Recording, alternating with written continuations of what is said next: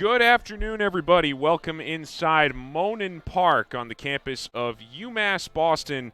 Set for some early season baseball here today between the MIT Engineers and the number 11 ranked UMass Boston Beacons. Opening day for MIT, game number 3 for UMass Boston. They're 2-0, back-to-back walk-off wins here at home. First time they've ever started a season with back-to-back extra inning victories. See where this one takes us today. I am Mike Drew, pleased to be joined by former UMass Boston pitching coach Dan Gamble. And Dan, for UMass Boston, it's been an exciting start to the season here today. Another quality opponent to face in MIT. Where do you see this team right now as we enter Game 3 here in 2020? Yeah, right now, just being like beginning of the season, things aren't going to be mid-season form per se, but 2 wins is 2 wins, and I think they'll take that any day of the week. I know Coach Igerbrodt, and as I coached there, for the past 6-7 years, getting 2-0 is pretty tough, and they're probably facing the best opponent they faced all year. They've only played Stevens and Suffolk, but MIT is a real solid program. I'm sure they're going to be rolling out some of their big dogs on the mound. Hey, you talked about how hard it is to get to 2-0. Well, if they get to 3-0 today, it'll be only the third time they've done that since 2012. Let's give you a look at the UMass Boston lineup here out of the chute as we close in on first pitch, and here it is. Danny Brown in center field. He leads it off. Steve Brookwell's in right. Ryan McCormick at first. Nick Catraro in left. Nico Kites behind the plate. Curtis Tyrone at third. Gianni Zarilli is the DH with Aiden Blake at short and Ryan Leung at second base. What jumps out to you here? I think it's an interesting mix. You got three lefties in there. Actually, 4 lefties in there and 5 righties. I mean, it's a good balance. I think they just need to get a little bit more consistent with the sticks. Obviously, you see no one really is jumping out besides Zarelli right there at 444. Just manufacture runs early in the season. That's all you have to do. Play clean defense, pitch the ball well, and get those timely hits that you need early in the season to catch these W's. All right, now we'll give you a look at how this lays out defensively. And there it is. Tyrone, Blake, Leung, McCormick, the infield. Catraro, Brown, and Brookwell in the outfield with Kites behind the plate. Catching the starter today, Dylan Fashempour. This is a guy you know very well, entering his sophomore season. 6'4", 220 out of Redlands, California. What a freshman year he had a season ago. He's already pitched an inning in relief in the last game here in 2020, but last year 16 appearances, 11 of them starts, 8-2 with a 2.78 ERA. So he already put up those numbers, but still a lot of room for growth for this guy. Right, exactly. Yeah, he's probably going to be their top 2 guys in the rotation this year, coming off last season. He's got a lot of big game experience. He's a bulldog out there. I know they trust him to get the job done. I'm just curious to see how long they extend him early in the season. I expect him to go about 4 of the 5 innings of solid work out there today. All right, let's switch over to the Engineers of MIT out of the NUMAC. Opening day for them. Here's the starting lineup they roll out to start the 2020 season. Teddy Schoenfeld is in center leading off.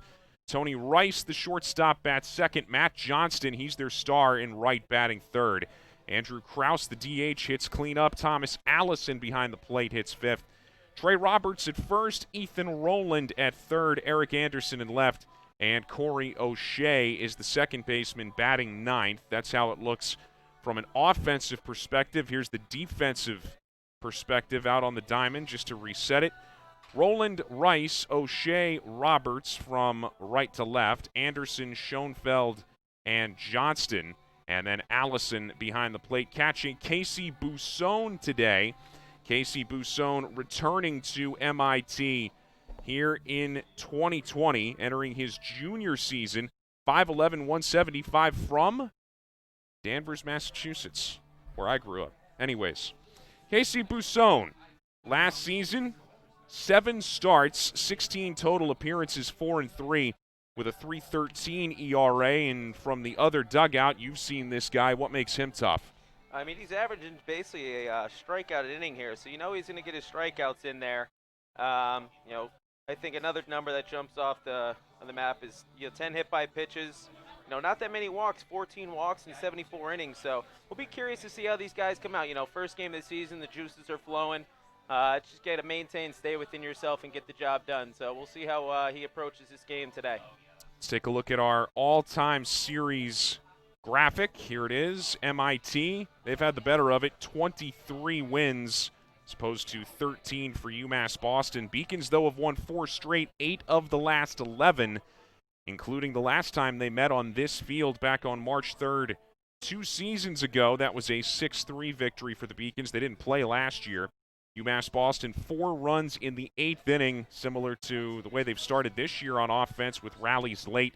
MIT plating 2 in the 9th, but it wasn't enough back in 2018. Speaking of the last time those two teams met, right here on this field, March 2018, here were the highlights.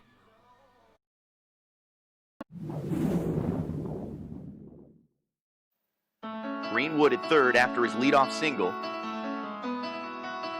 Off speed, swung on and missed. Strike 3, and that's a huge out. Target set up inside on Herzog. Payoff pitch is swung on and missed. Another 2-2. Reaching out, getting a piece.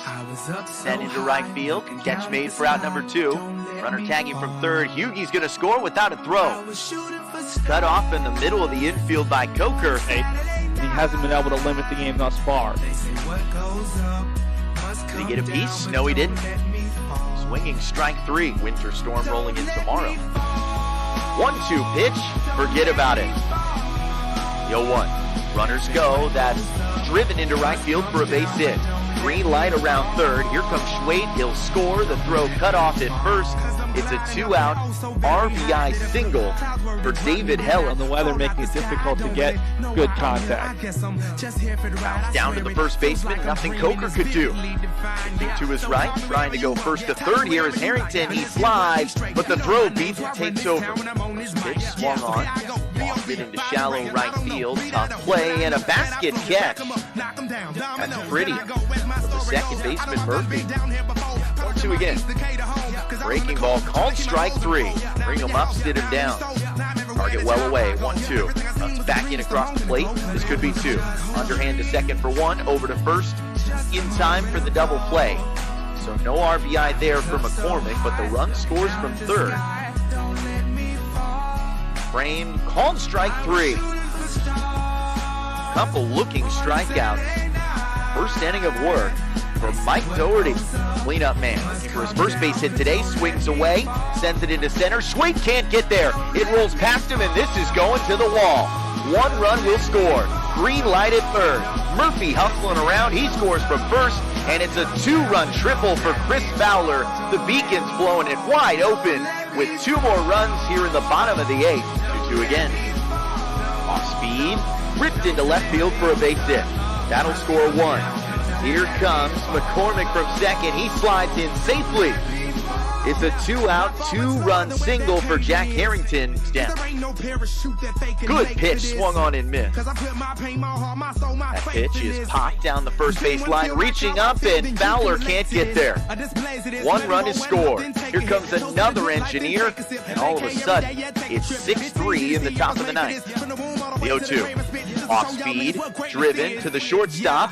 Hughie throws to second in time to end the ball game. A web gem to end it for the Beacon.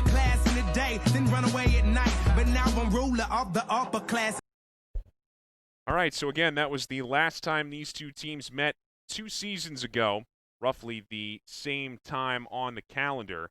And the Beacons trying to get to 3-0 with another victory over MIT today. 4 things to know about this matchup coming in. Here we go. Dan, jump in anytime you want to here. Beacons have won back-to-back extra inning games, as I said, for the first time. MIT, though, winners of the UMac tournament last year. First time they accomplished that since 2015, and this is something you would know about the Beacons pitching staff. They've held opponents so far to just a .211 batting average through the first 2 games. It's a talented staff from top to bottom, a lot of guys who have potential. Yeah, no, I mean, I think this is probably one of their strongest pitching staffs that I've seen in the last 10 years. So I expect them to carry the weight of this team all season and kind of, put the defense and offense on their back. And, you got a lot of veteran guys a lot of experience out there too. So I expect Fashempour to get off to a good start. We'll see how long he can go before Coach Igerbroat decides to go to the bullpen. 7 out of 9 position players returning starters for MIT, 2 of their top 3 starting pitchers as well. So this certainly is no slouch of a program either. Should be an interesting matchup out here today. Our player to watch is Nico Kites for UMass Boston. He'll be behind the plate. You see what he did at the College World Series a year ago, 3 for 10 with a couple of runs batted in. Leads the team right now, 3 RBIs through the first 2 games, and a look at the career numbers. He's also a very important guy behind the plate for this pitching staff. Yeah, I think having Kites back, freshman year last year, is going to have more experience.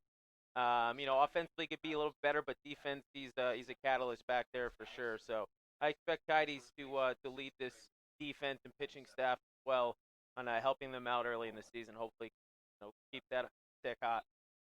Going to have the anthem coming up here momentarily, but Kites behind the plate for head coach Brendan Igerbroat, entering year number 16 here at UMass Boston. 15 straight Little East tournament appearances, 3 straight Little East tournament titles, coming off their deepest run ever to the College World Series. And UMass Boston, as good as it gets in this Little East Conference, Brendan Igerbroat, he is the class of the league when it comes to in the dugout. On the MIT side, head coach is Andy Barlow, year number 17 for him. This team won its 3rd NUMAC title last year, 3rd in school history. 11 times they have won 20 games or more, so 2 very successful programs with longevity going at it here today. National anthem about to commence here. We'll take a quick pause and come back to start this ball game. MIT and UMass Boston coming up in just a moment.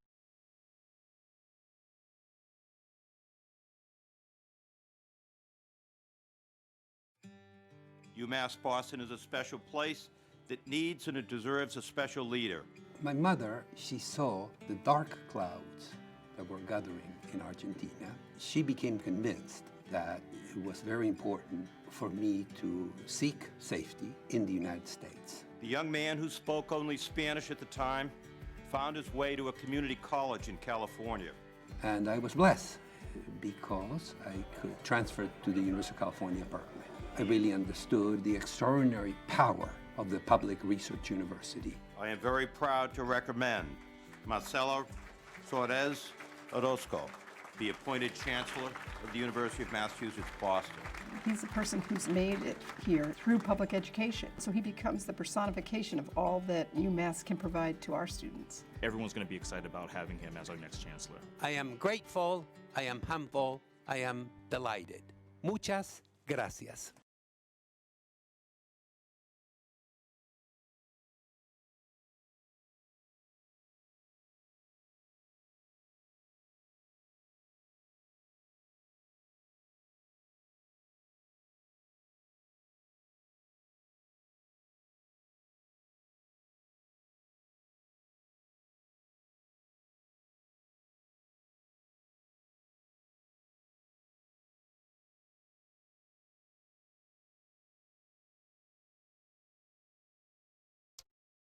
All right, moments away from the first pitch of this ball game, about to be thrown by that guy, Dylan Fashempour. 1 appearance in relief already, as we said here earlier in the week. 3 walks, 1 strikeout in that 1 inning, but this guy is one of the top starters really in the entire Little East when you step back and look at it. And again, we gave you what he did last year as a freshman.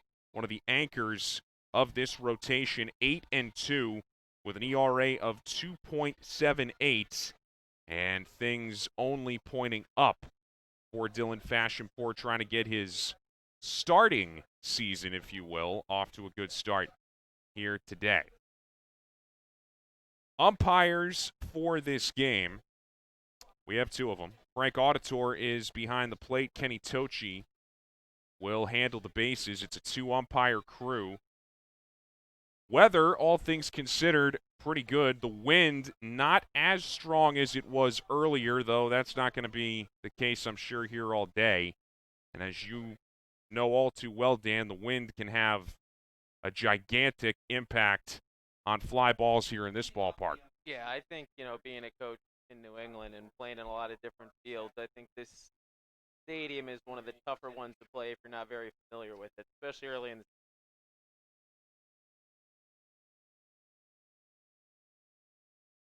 So here's Teddy Schoenfeld.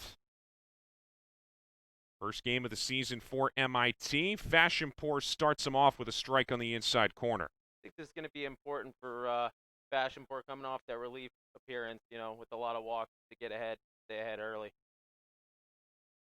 0-1. And a tip into the mid. It's 0-2. Schoenfeld, a freshman out of Boulder, Colorado, 5'11", 165. Fashionpour looking for strikeout number 1 and just missed a little high. I think important, especially early on in the season, too, is to have these quick innings and, get in the dugout and get the sticks out early. Another chance to put him away on 1-2, and he does, inside Black. And down goes Schoenfeld, 1 away. And a good start for Fashionpour. Yeah, great little sequence right there, showing him in and then going back in for the strikeout looking. Send in the shortstop, Tony Rice. See what he did last season in his junior year. Hit .238, utility guy. Starting the season at shortstop here, and he lofts one into right. This is going to drop in and roll for a moment anyway by Steve Brookwell. Heading into second base with a one-out double is Rice. So Brookwell has the shades on. That thing got up there, and I don't think it was a case necessarily of losing it, but that breeze is blowing out that way to right. Seemed to have an effect on that ball. Yeah, big time. Like I said, it's tough to play the outfield right here, and that ball just, came off the bat with some sort of spin, and the wind just kept on pushing it towards that corner, which is a tough play out there. So an early chance now for the Engineers, and this is the guy they want at the plate here to engineer a rally. It's Matt Johnston. Right fielder who with a base hit can put MIT on top. He takes one in the dirt. He seems to be their best guy, especially coming off last year in a big season with 11 homers, 57 RBIs, and hit nearly 400. Now, a lot of that could be attributed, you might say, to the ballpark that MIT plays in, the home run numbers. But, I mean, you take a look across the board here. 380 batting average, the 11 homers, but 57 runs driven in, 9 doubles. As he's ahead in the count 2-0 here, this guy is a legitimate middle-of-the-order threat, and the last guy you want to see at the plate here early. Yeah, I think they want to be careful to him, especially with the base open. They don't want to make any mistakes there. This is their guy right here. Andrew Krause, the DH, is on deck as it's 2-1 now.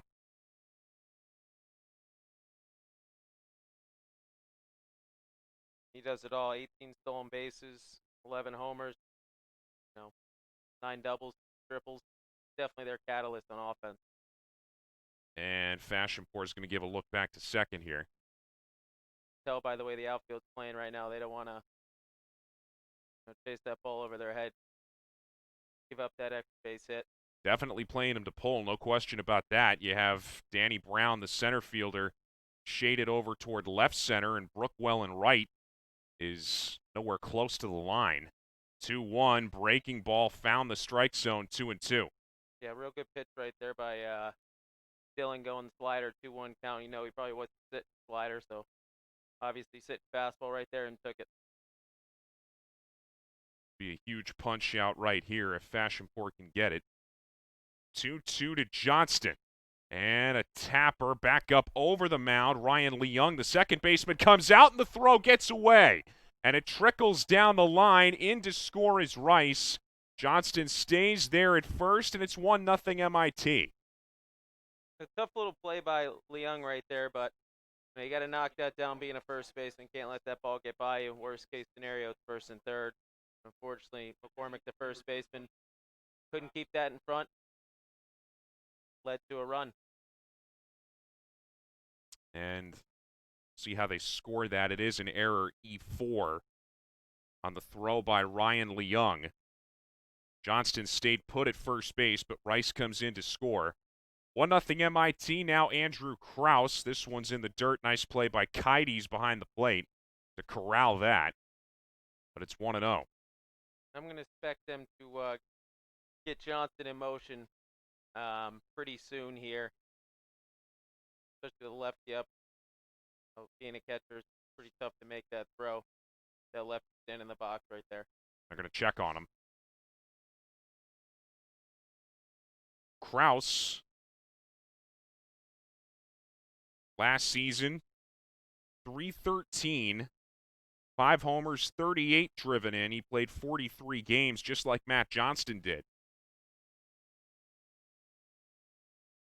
42 strikeouts for Krause, too. He's going to want to go up there swinging the bat, so Fashempour just got to do a little bit better job getting ahead of him, and I'm assuming he's going to take a big hack right here if it's anywhere near the zone. 2-0 count. Fashempour looking for a ground ball. Instead, he checks on Johnston again. No, you're MIT. You're on the road. You come out. You score the first run. Got a guy like Johnston at first base. Definitely could make the case for trying to push the envelope here and send him. This one's hit to first. Nice play by McCormick. And the throw down to second is in time, but Leung couldn't hold it.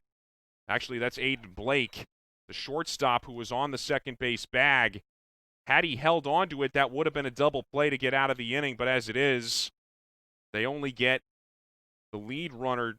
Johnston advances to second. They do get Krause. And now another man in scoring position with 2 down. Yeah, that's an unfortunate break right there for Fashempour. Did his job, got the ground ball. McCormick makes a good throw. Blake, the shortstop, just couldn't keep the ball on his glove. A good sliding play by McCormick to get down to that. Now Thomas Allison takes ball 1 down and away. And I think that, early in the season with the first 3 games, I think their Achilles heel definitely right now is the infield defense. Yeah, that's something that takes time to develop. 1-0 is on the outside corner.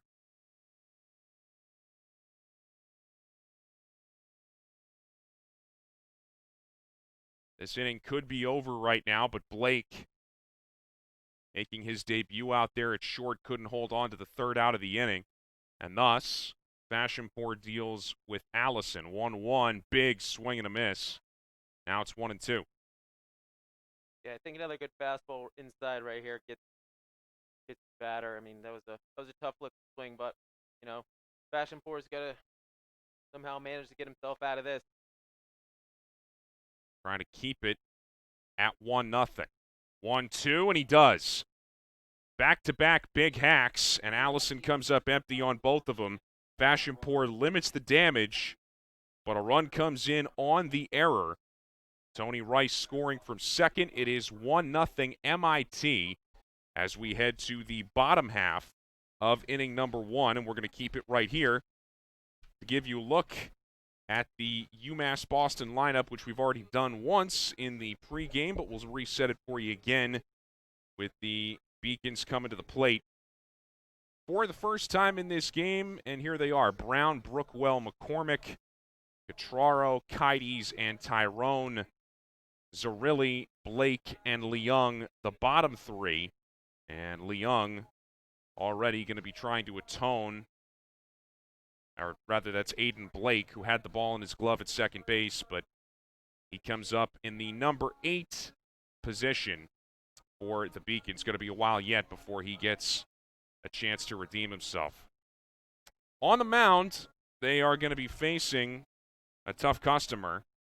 It is one of the top starters for the Engineers going here on opening day, Casey Busone. And again, the numbers on him from a year ago: 16 appearances, 7 of them starts. He was 4-3 with a 3.13 ERA, 74 2/3 innings. But the number that really pops out with this guy, Dan, 73 strikeouts. Number 1 on the staff by a mile, and compared to just 14 walks. So this guy's very efficient, and he's got high-end stuff. Yeah, very efficient. Another number that kind of jumps out to you, too, is 74 innings with 79 hits. So, he's going to get himself into some trouble. Let's see if the Beacons, can capitalize early. Having 79 hits and 10 hit by pitches, and you got 14 walks, he's going to play with fire a little bit, or at least from last year. So we'll see what his approach is this year against this talented Beacons offensive lineup.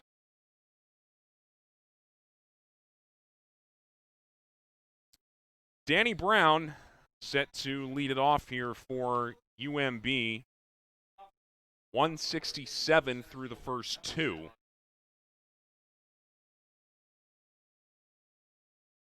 Yeah, Brownie's definitely probably the fastest guy in this lineup. As he takes strike one to start it on the outside corner. Last season, Brown 281 in 50 games. 3 homers and 34 runs driven in, and it's 1-1 now. Like we talked about earlier, Mike, this is a big ballpark with a big gap, so if he can split one of those gaps, you can see him on third. There's a big hack on that slider inside.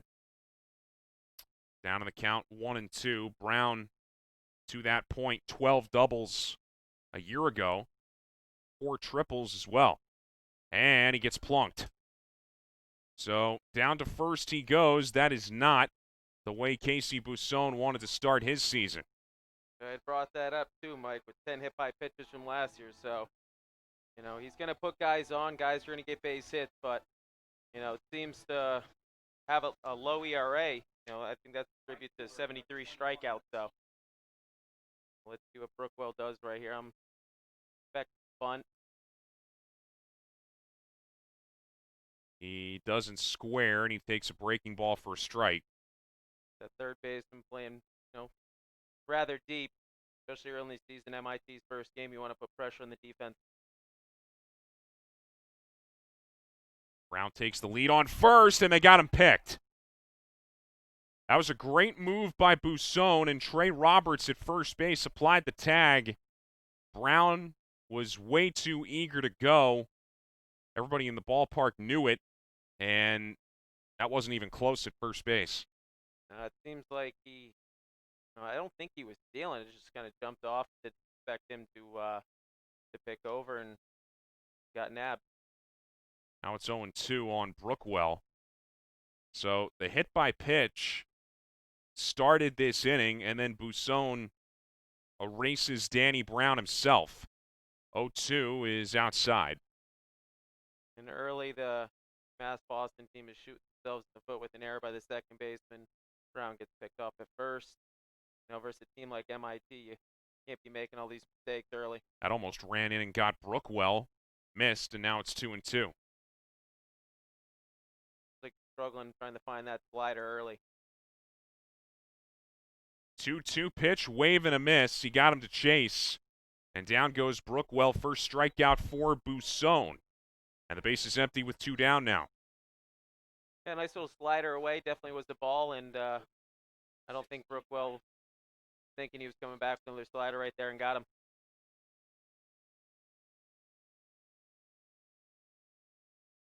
Ryan McCormick, breaking ball inside corner for a strike. 333 through the first 2 games. Has not driven in a run, but does have a pair of doubles. It's 1-1 now on a pitch in the dirt. Yeah, McCormick, we can spray the ball all over the yard. Leading the team with doubles right now. So we'll see if he can extend this inning. 1-1 is a little looper into center. Teddy Schoenfeld moving over toward right center, and he makes the play. So a hit by pitch started the inning, but Casey Busson ends up facing the minimum. And we are through 1 here at Monan Park. 1-0 MIT. Back after this.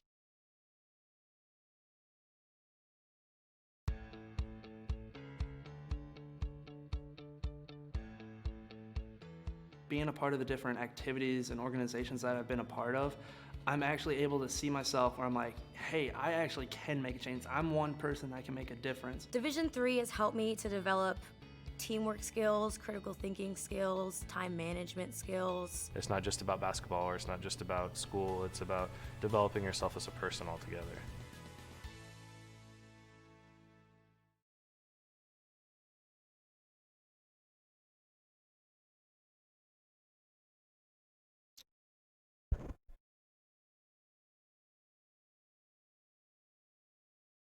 All right, so as we bring it back, here's another look at Casey Busoni picking off Danny Brown at first base, and as we said, Dan, just way too obvious a lean, and it was a good throw over, and Brown frustrated, but Busoni just had him. Yeah, it looked like Brown was, either pointing to Busoni, or maybe a little balk move, shuffled his feet, kind of confused him, and he got picked off, and he didn't agree with the call by the umpire. So here is Trey Roberts, first baseman who applied the tag on that pickoff. His first at bat here to start the second. Saw he was at .333 a season ago. First pitch swinging, pops it up on the infield. Gonna be a tough play. And ranging over and finding it out of thin air is Curtis Tyrone, but the breeze was trying to play tricks. He hauls it in for the first out.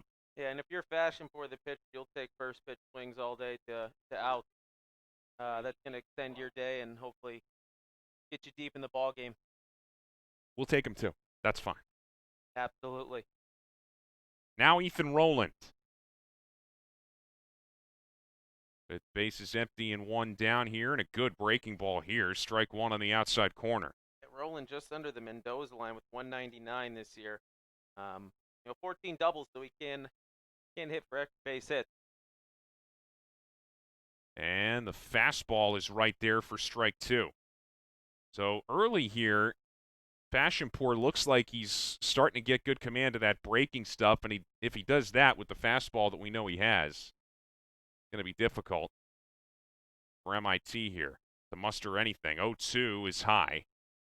Right, absolutely. I think if Fashempour is working good rhythm and tempo, with tidies, keeping this offense off balance, he'll be in for a good day. 1-2 pitch, and got him swinging. Breaking ball again. And Rowland nearly out of his shoes. 2 up, 2 down here in the second. And it seems like, Mike, looking at these stats from last year with MIT, they will strike out a lot. They got a couple guys in the 50s, a couple guys in the 40s. And that's a lot of strikeouts. So they're gonna be hacking, that's for sure, especially with the strike. Modern baseball, huh? Strike one here to Eric Anderson, the left fielder. Third batter in a row getting that first pitch strike over there. He is in a rhythm right now. Trying to go 1-2-3 here in the second. And a swing and a miss. There's that breaking ball again, and Anderson perplexed. That was a tough swing right there by Anderson. I expect Fashempour to go back to that slider again. 0-2 pitch, looking for back-to-back Ks. Wouldn't get him to chase. 1-2.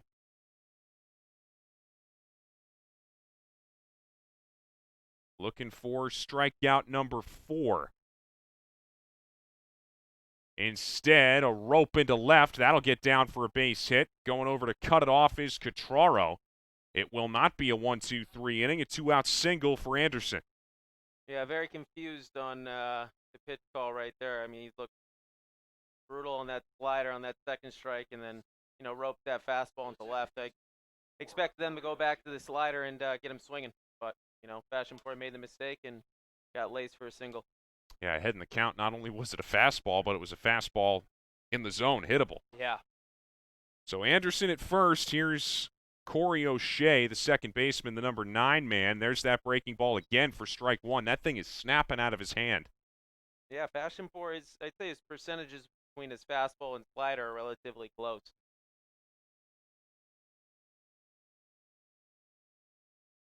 See where he goes on 0-1. Back to the fastball. That's fouled off back behind us. And again, he's ahead 0-2. He was way late on that one. Can throw a good inside fastball or somewhere where he can't catch up to it. I expect them to do that in this count. 0-2, and he just missed the outside corner. He went back to that slider again. Yeah, real good spot right there by Fashempour, and that slider's looking sharp early. That would qualify as a good miss. That's a good miss right there. See what they decide to try right here. 1-2, runner goes. Pitch is low and away. Throw down to second, not in time. That was a great jump by Anderson at first, running on a 1-2 count, and he gets up into scoring position. Yeah, I have no numbers on Anderson from last year, so great jump right there, and yourself into scoring position with 2 outs right here. But I think Fashempour needs to go inside with this fastball to get him. 2-2 pitch. Wave and a miss, got him. He came right down the pipe, and Fashempour pumps the fist on his way off. So 2 strikeouts in the inning. He's up to 4 now in the game. And no further damage through an inning and a half. 1-0 MIT.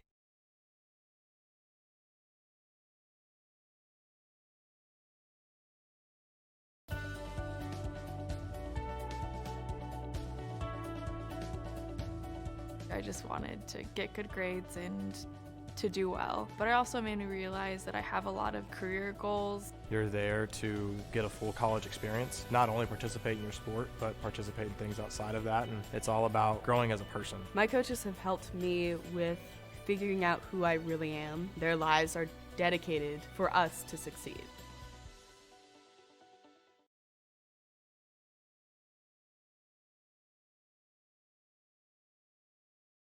All right, back we come.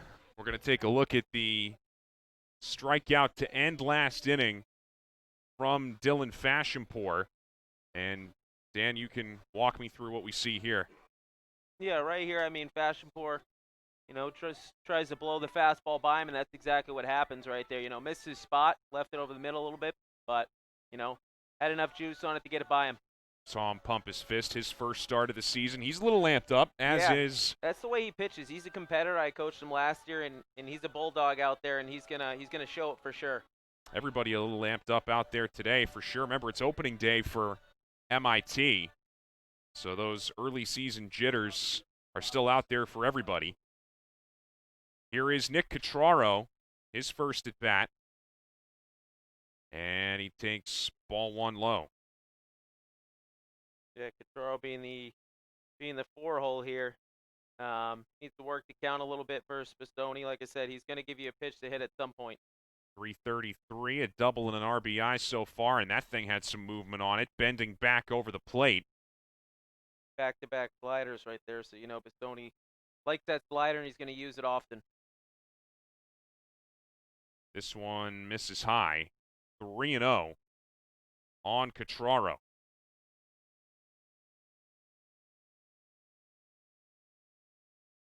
Catraro get a good swing right here. That's a strike. And it's 3-1. 3-1. I wouldn't be surprised if we went back to the slider.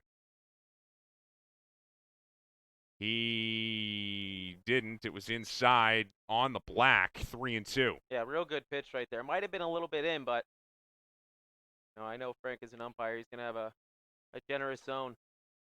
3-2, and he missed it outside. And down to first, Catraro with a leadoff walk. And that's, again, back-to-back base runners to start the inning for UMass. I expect them to put down a bunt right here and put some pressure in this MIT defense being their first game of the season. Keides, 333 with 3 runs batted in. And he already is squaring down and pulls back as he takes it high. Ethan Rowland at third base was charging hard. And now you got Thomas Allison behind the plate barking out orders. See if Keides wants to square again here. Catraro, that's not much of a lead over there. Keides not squaring. He swings away and hits it into deep center. Back is Schoenfeld at the wall, in front of the wall, makes the catch. for the first out. So he gave that thing a ride after opting not to bunt, but he's the first out. Yeah, real good swing right there by Kites. I think earlier in the day, Mike, that might have had a shot to get out of here with the wind, but, it's not blowing, that much anymore. So, more cutting across the field. Yeah, if it's blowing out anywhere, it's out to right. So he hit that to the wrong part of the yard. Here's Curtis Tyrone as he takes an off-speed pitch outside, 1-0. Ferraro not the biggest lead over there, so doesn't look like he will be going anywhere. So we'll see what Tyrone can do right here against Pisoni. 250 with a double in 4 at-bats so far for Tyrone. It's 1-1 on him. Saw the shortstop Tony Rice charging over towards second as that pitch was thrown. Very surprised they didn't bunt Kites at bat, but, he almost took that ball out of the yard. They're going to check on Cotraro despite the small lead. So it's Tyrone now, and then Gianni Zerilli. DH will be next as UMass Boston tries to muster something. 1-1 is upstairs, up and away maybe, 2-1. This is also another good count for a hit and run, kind of get the motion going. See what the Beacons draw up here. Runner stays put, and that's a strike on the outside corner, 2-2. Yeah, real good spot by Pisoni right there. Caught the outside half, that fastball. Sony looking for his second strikeout. And he won't get it here as that one was well outside, full count. So now, 3-2, 1 out. Do you send Cotraro here? I probably wouldn't, but being a strikeout inning type guy, he's going to get his, and he does right there. Yeah, they don't, and it was a wise choice as Tyrone goes after the high heater. He's set down for out number 2. So here is Zerilli, who has gotten off to the hottest start so far. 9 at-bats, 444 the average coming in through the first 2 games. 2 runs batted in, 4 hits. All of them singles as the throw over to first, and Cotraro's back. Yeah, early in the season, only with 9 at-bats, but, for a freshman to come in here and lead the team in hitting is pretty impressive. South Glastonbury, Connecticut, as he cues this one right to Trey Roberts at first, and UMass Boston is set down here in the bottom of the second. A leadoff walk amounts to nothing. We are through 2. 1-0 MIT. Be right back.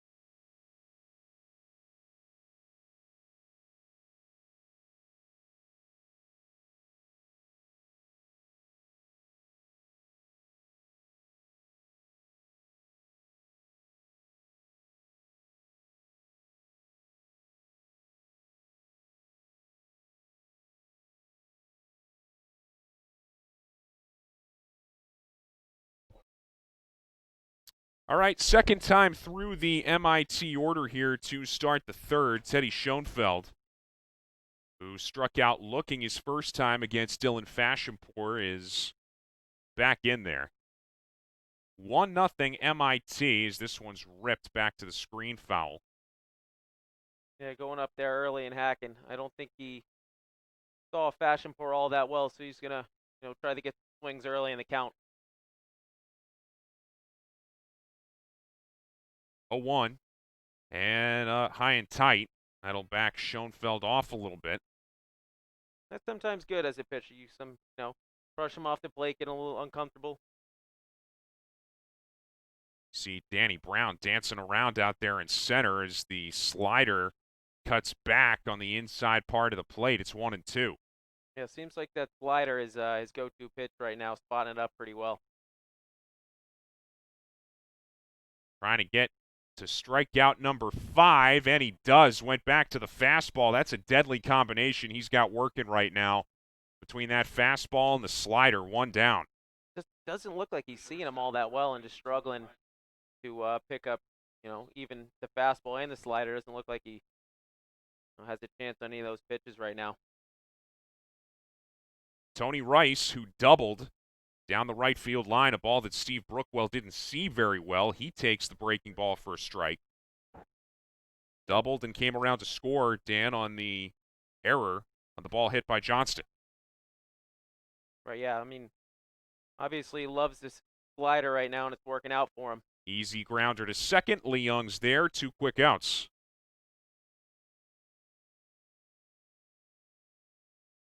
And now you got their dude up here, Johnston. So, you got 2 outs, 1 attack, and get in the dugout, but you got to be smart with this guy, with the numbers he has from last year.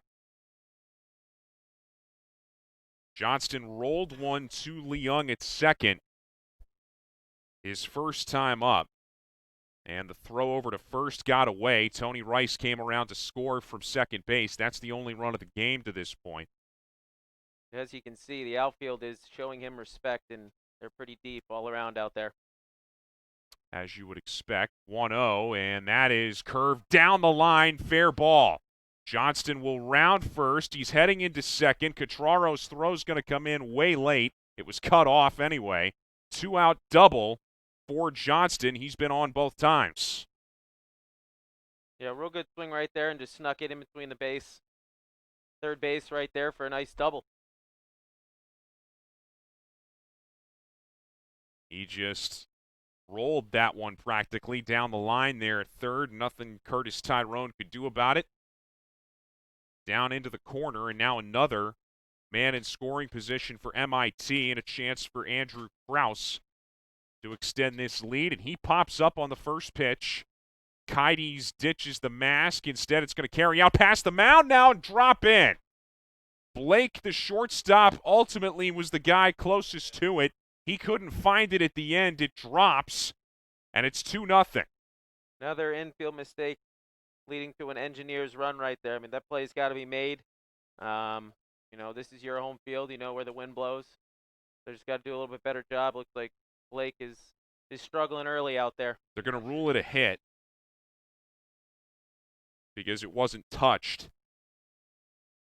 So it's an RBI single for Krause, although definitely not by the book, as this one's fouled back by Thomas Allison. Right. If you're Fashempour, you expect that play to be made right there. Obviously tough day to catch any fly ball, but that play's got to be made. Now, in a sense, it's deflating, too, because if you're Fashempour, you feel like you've pitched pretty well and should have gotten out of both of these innings in which you've given up runs. Right. It's certainly not on Fashempour right now. The defense has just got to do a little better job and make the plays. I think, seeing the box scores in the past 2 games, they've been struggling definitely on the defensive side. Slider misses away here. 1-1 on Allison, who struck out his first time. Yeah, and Krause on first base only had 3 stolen bases last year, so I don't, expect him to be stealing. 1-1, and the fastball is right there at the bottom of the zone, 1-2. This is the guy who was struggling to pick up that spin from his last at-bat, so we'll see what they pitch him right here. Trying to pick up multiple punch-outs for the 3rd consecutive inning to start this game as a throw over to first here. But it has been a combination of the defense and the wind that have hurt Dylan Fashempour to this point. 1-2 pitch.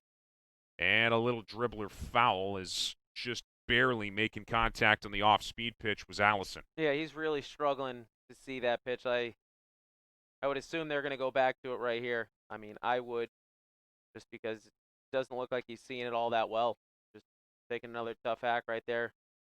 Barely fouling it back.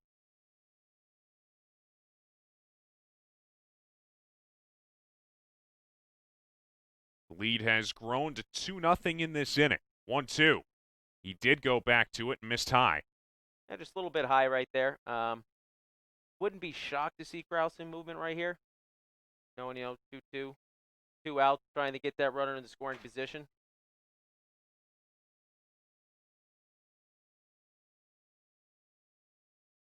Another throw over, and this one was a little bit closer. At least the move was better from Fashempour, but back in time was Krause. And right here, if you're Fashempour, I think you got to put him away yourself right now with this infield struggling a little bit. 2-2.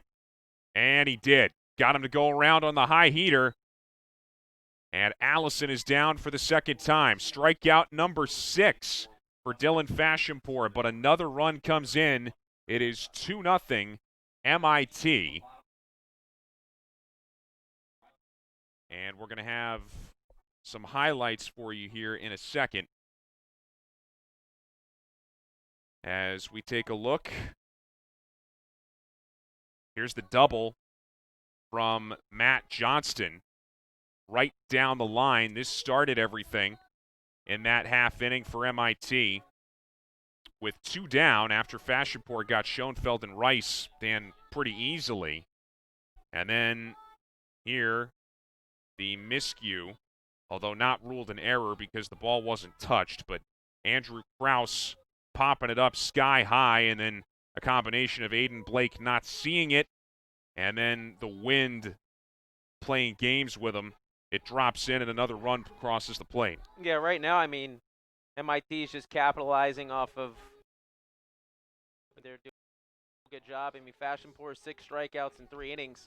He's certainly doing his job, and just needs the defense to step it up just a little bit, not asking for a lot, and just make those routine plays. Could also use some help from his offense, which to this point has not created any sort of rally against Casey Busoni, who will face 8-9-1 here in this frame. It's going to be Aiden Blake, Ryan Leung, and Danny Brown. Back-to-back innings with a guy, reaching first base for the Beacons, but you have to get the guy to second base, which is pretty crazy knowing they're getting to first base with no outs in back-to-back innings. You'd figure they get a run out of one of those, but right now the Beacons just got to do a little better job of hitting it. 5'11" freshman out of Lakeville with a big hack. Comes up empty, he's 0-1. Yeah, first college start, he's amped up a little bit, but got to stay within yourself, put the ball and play hard. This one right on the button, but fouled straight back. He was on that heater. It's 0-2.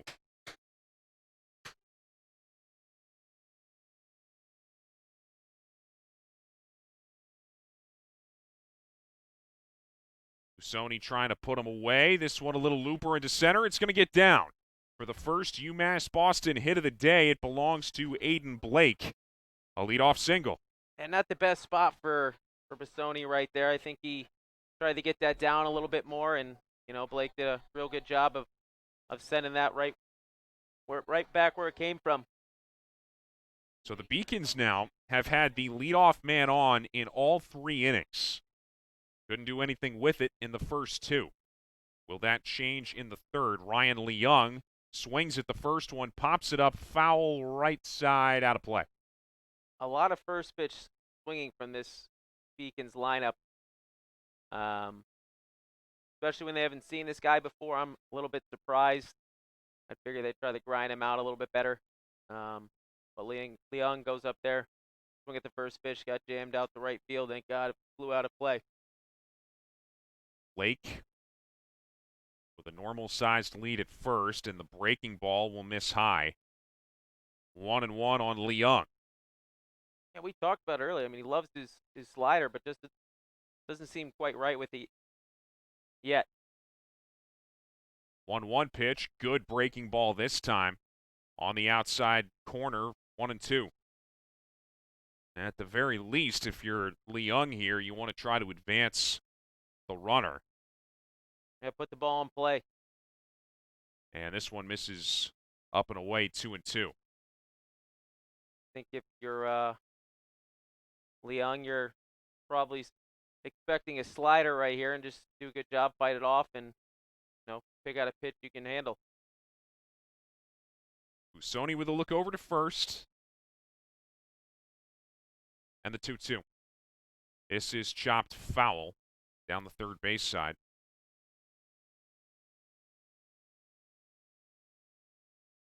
Seems like he's comfortable at the plate, fighting off these good pitches. That was a pretty good pitch inside right there. Making contact. We'll see if he can put the ball in play. Not here because it was high, 3-2.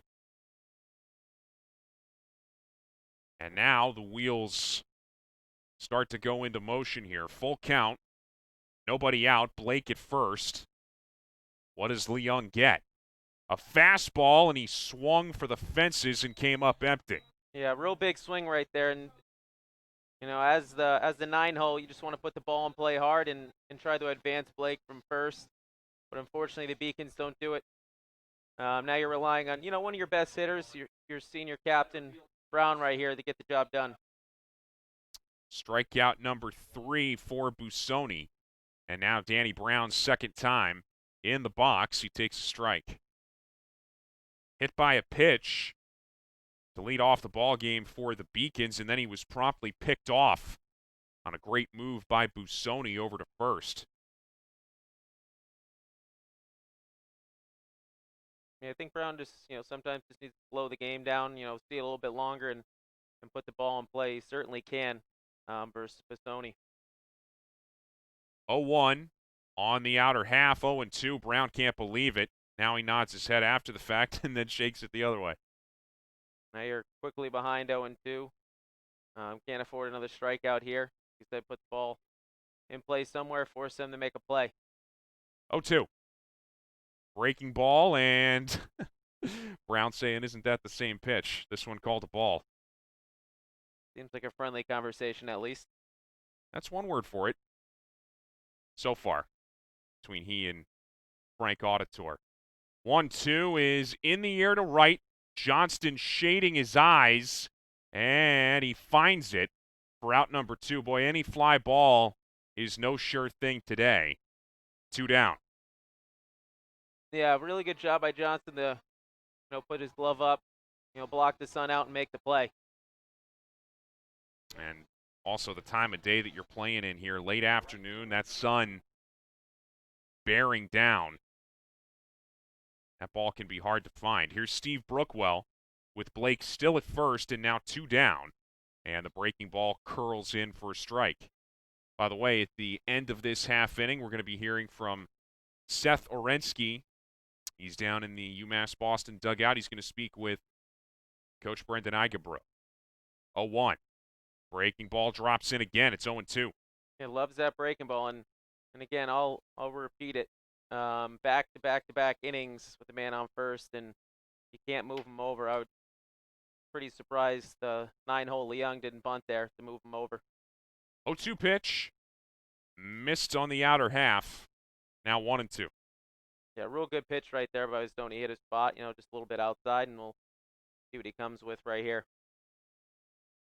Trying to avoid stranding a leadoff base runner for the third consecutive inning, but that's exactly what they're going to do, as Blake was off with the pitch, but Brookwell took strike 3 called on the inside corner, and down go the Beacons. Good start for Casey Busoni.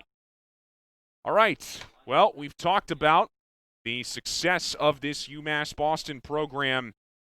Over the course of time, Brendan Igebro has led this team to 3 straight Little East tournament titles. He's down in the dugout right now with Seth Orensky. Seth?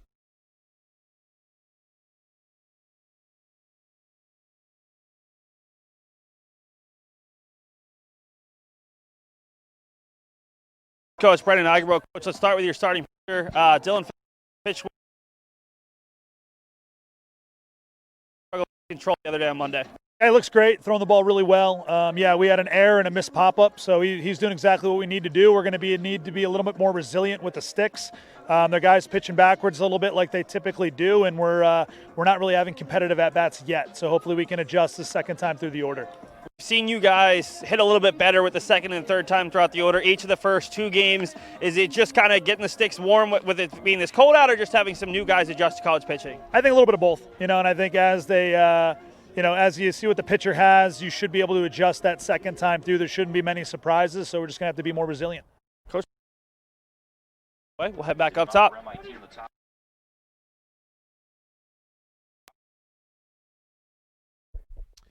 All right, thank you. All right, thank you, Seth. As we start inning number 4, this one grounded to the right side. Ryan Leung has it. 1 pitch, 1 out. Trey Roberts is set down. So, Dan Gamble, that's a guy you worked for. What did you glean from that conversation Seth just had with Coach Igebro? Seems like he's a little bit frustrated, along with the infield defense right now, and you're getting a guy on base, every inning. Can't really do anything with it, and seems like to be a trend in these first 3 games.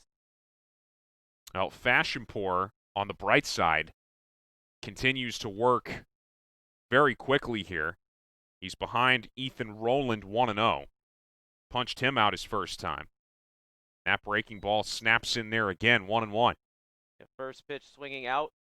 Pitcher's best friend and the announcer's best friend as well. You're not kidding about that.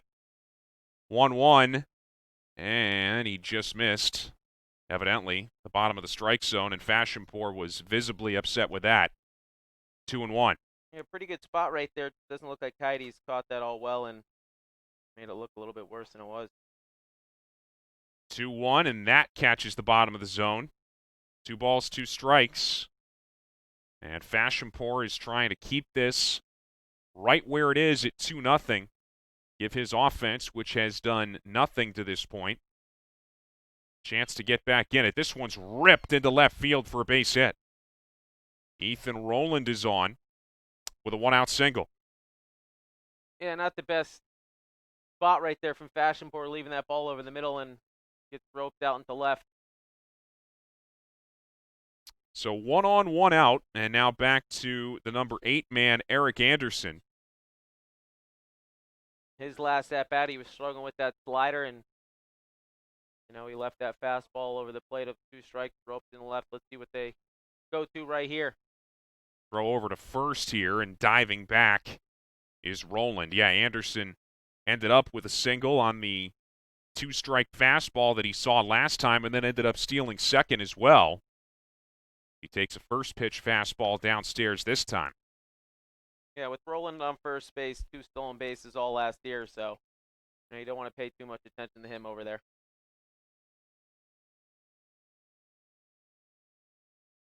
One-0 coming. And ground ball left side underneath the glove of Aiden Blake into left field for a base hit.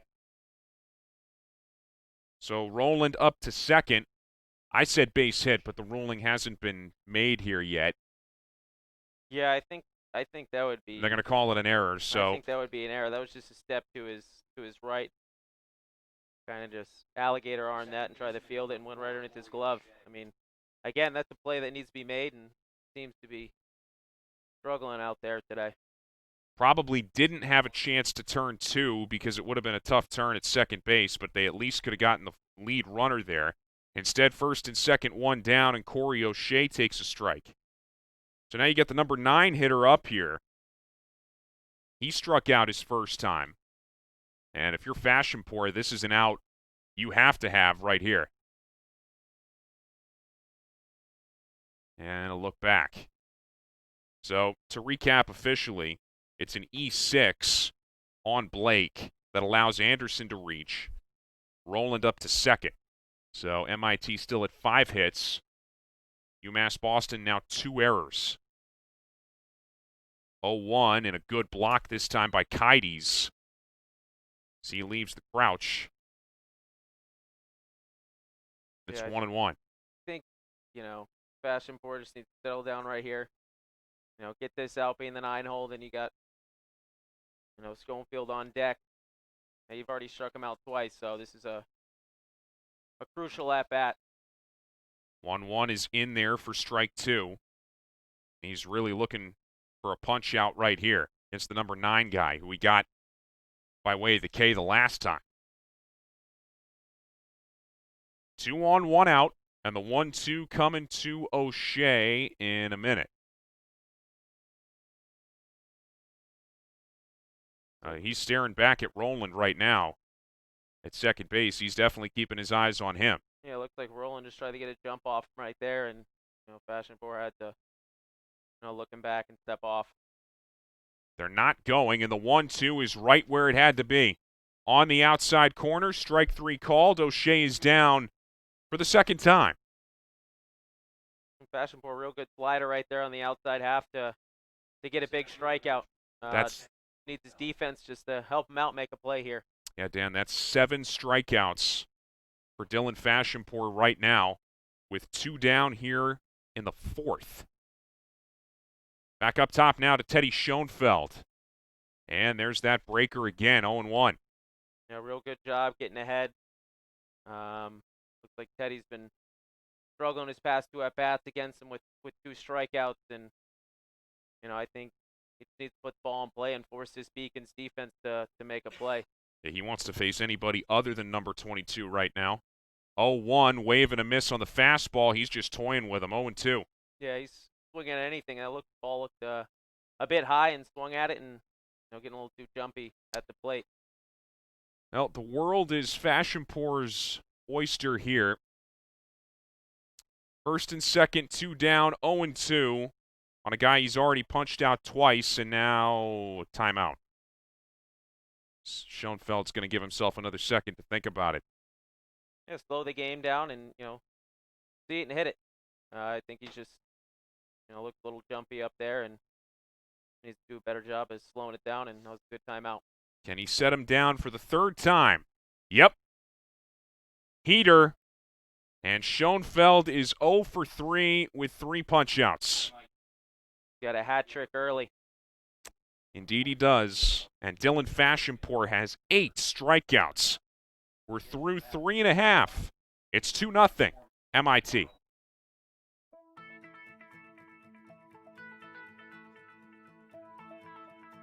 College has given me the flexibility to pursue my passions and my interests, and I've recreated my identity for myself aside from just being an athlete. My greatest personal discovery has been that I am capable of doing things that I didn't know I was capable of doing. To be able to study what I wanted to and continue to play the sport I love, all of those things came together very nicely in one package in Division III. The inning ender.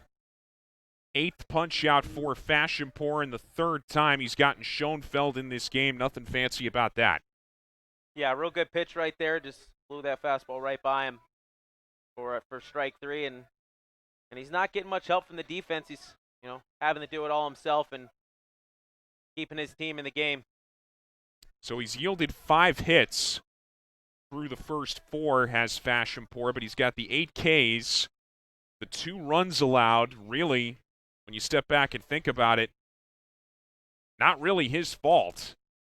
And now his offense, which has only gotten him 1 hit to this point, steps in for their 4th crack against Casey Busoni. And Ryan McCormick will attempt to start a rally here. They've had the leadoff guy in, all 3 innings, and yet to get him over the second base. McCormick squares around and tries to bunt for a hit. He took a strike. They're certainly shading him a little bit to the right side. O'Shea is at second base. 0-1, and he goes the other way, right where they weren't for a base hit. And knowing McCormick for 4 years, that's exactly what he does. You play him pull, and he's going to go the other way with it. Veteran hitter. And again, 4 innings in a row with the leadoff guy on, and let's see if they can get the guy at least a second. Was just about to say, is the 4th time the charm here?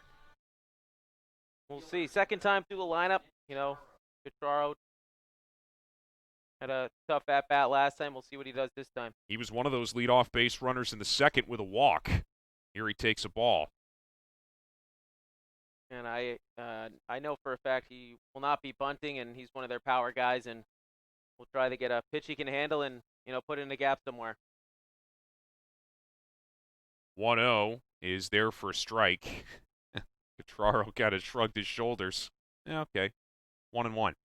Yeah, good little slider right there from Busoni. Keeping him off balance. As a hitter, 1-0 count, you're expecting a fastball. It's a nice little slider getting it in there. Long pause here from Busoni, and the 1-1 finally misses down. 2-1. It seems like Petraro's seeing it pretty well now, staying off that low pitch. Let's see if he can deliver here in a advantage count.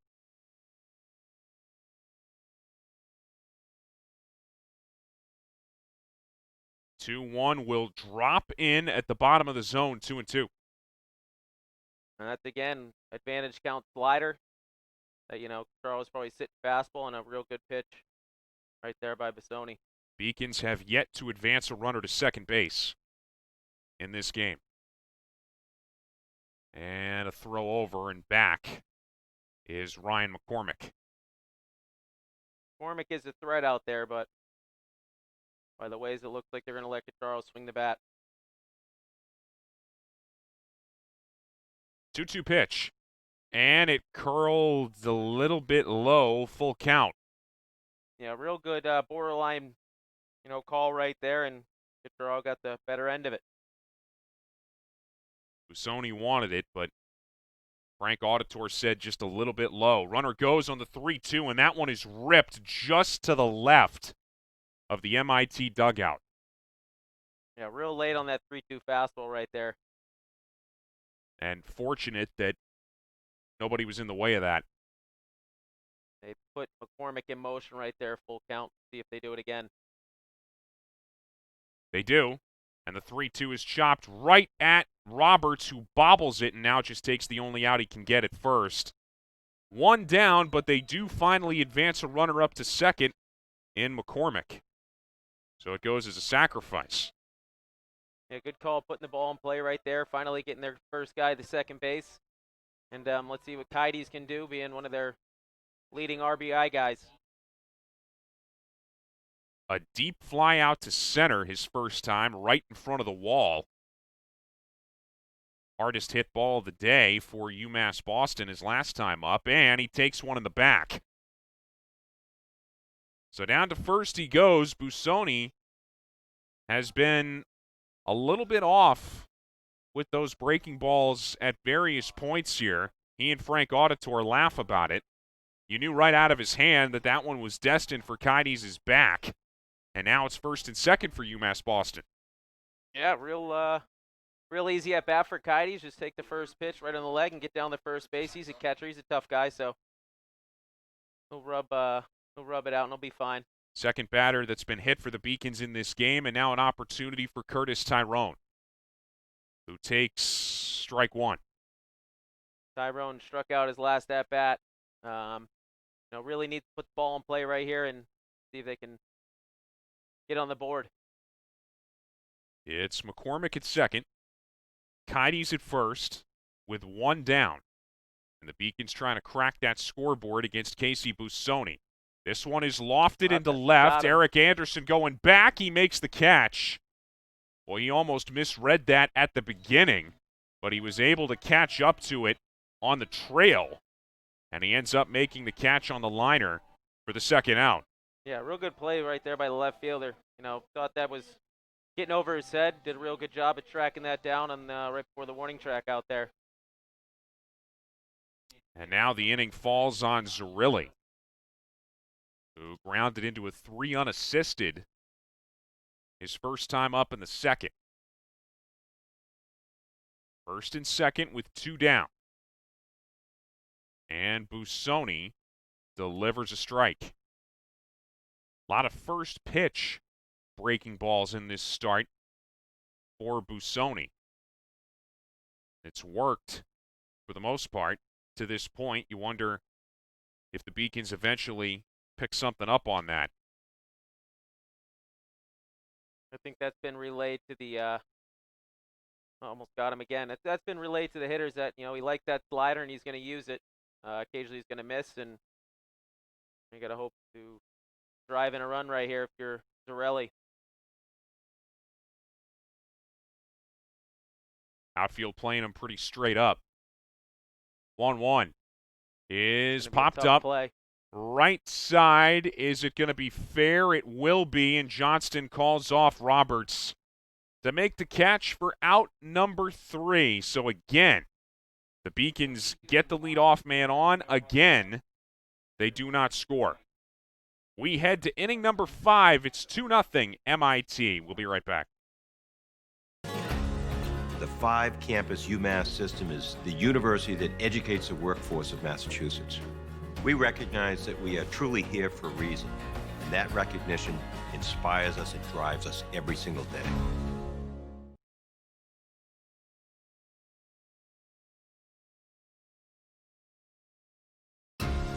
Moving from Turkey, it was a rough journey for me because when you don't really speak the language that well, and when you don't really fit in the crowd, it's very easy to disappear. But I decided not to give up, and UMass helped me.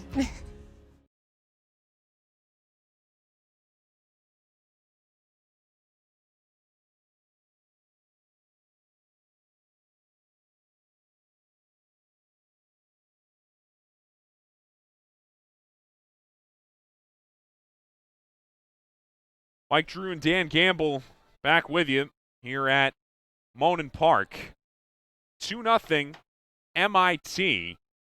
As Dylan Fashempour goes back to the hill, he will face 2, 3, and 4 for the Engineers here. Rice, Johnston, and Kraus.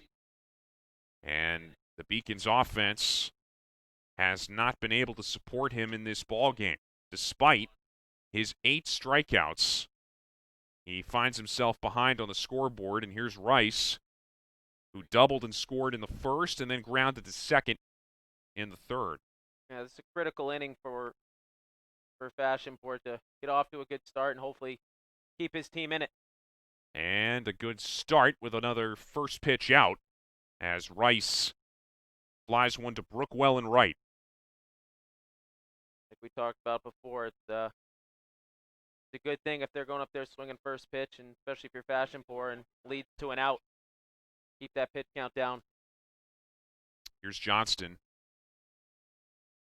Reached on an error in the first that scored the first run of the ball game, and then doubled and came around to score the second run in the third. So he has been right in the middle of this, Dan. You're seeing a big shift right here, especially Leung playing up the middle. You got the whole infield besides McCormick playing the left side of the infield. So I think they know or have a game plan that he is a dead pull hitter. Big swing, and he fouls it back to the backstop, 0-2. Yeah, up early in the count, 0-2. You can't make a mistake to this type of guy, so you got to attack him and make sure you hit that spot. Looking for another punch out. Instead, a grounder right back up the chute. And in the shift, it's the second baseman, Leung, who gets it over there for the second out. Out on your work pays off right there. Having Leung right up the middle makes a nice, easy routine play for the second out of the inning. Taking away a base hit. So the shift pays off, and now here's Kraus. Grounded to first and credited with an RBI single in the third. That was the pop-up that Aiden Blake couldn't come down with, either because he couldn't see it or the wind blew it out of his reach. This is upstairs for ball 1 on the fastball. And if you're Kraus, you want to, make sure you get this deep in the count, make Fashempour work a little bit, especially with those 2 early outs. Fashempour's loving where he's at right now, keeping that pitch count down. 2-0. In the bottom of the 5th, it's going to be 8, 9, and 1 for the Beacons. That means Blake, Leung, and Brown. But first things first, Fashempour misses with ball 3, and it's 3-0 on the cleanup man here with Thomas Allison, a guy who has struck out, I should say, twice in this game, waiting next. And you don't see much of any throwing in the MIT bullpen right now. So it looks like they're going to stick with Bastoni. There is some throwing, though, in the Beacons pen behind Fashempour, and you talked about it at the start. They expected maybe 4 or 5 innings out of him today. This would be 5 if he can get through it, but he isn't yet as he walks Kraus here with 2 down. Yeah, and that's a tough break for Fashempour right there. You know, walking that guy when you're cruising with 2 outs to get a runner on for MIT, but I mean, Fashempour's had this guy's number for the past 2 at-bats, so see if he can keep that going. It's a right-hander who's up in the UMass Boston bullpen. First pitch coming to Allison, and he pops it up. Right side, Leung going out, Brookwell coming in. Brookwell's got it. And Dylan Fashempour is through 5, and we'll have to see whether or not that's it. If it is an effective first start, no doubt, to his 2020 season, but his team trails 2-0 halfway through.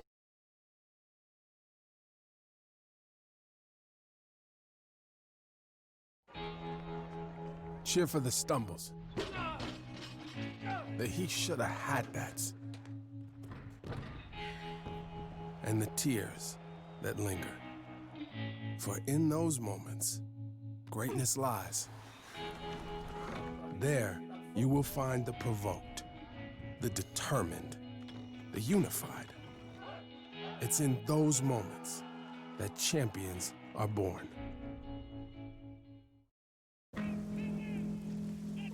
Celebrate the soggy shoes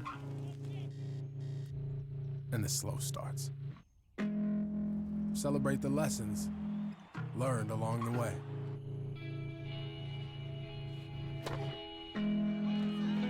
These are the wins. Not the shiny, nail-biting kind. These are the last a lifetime kind.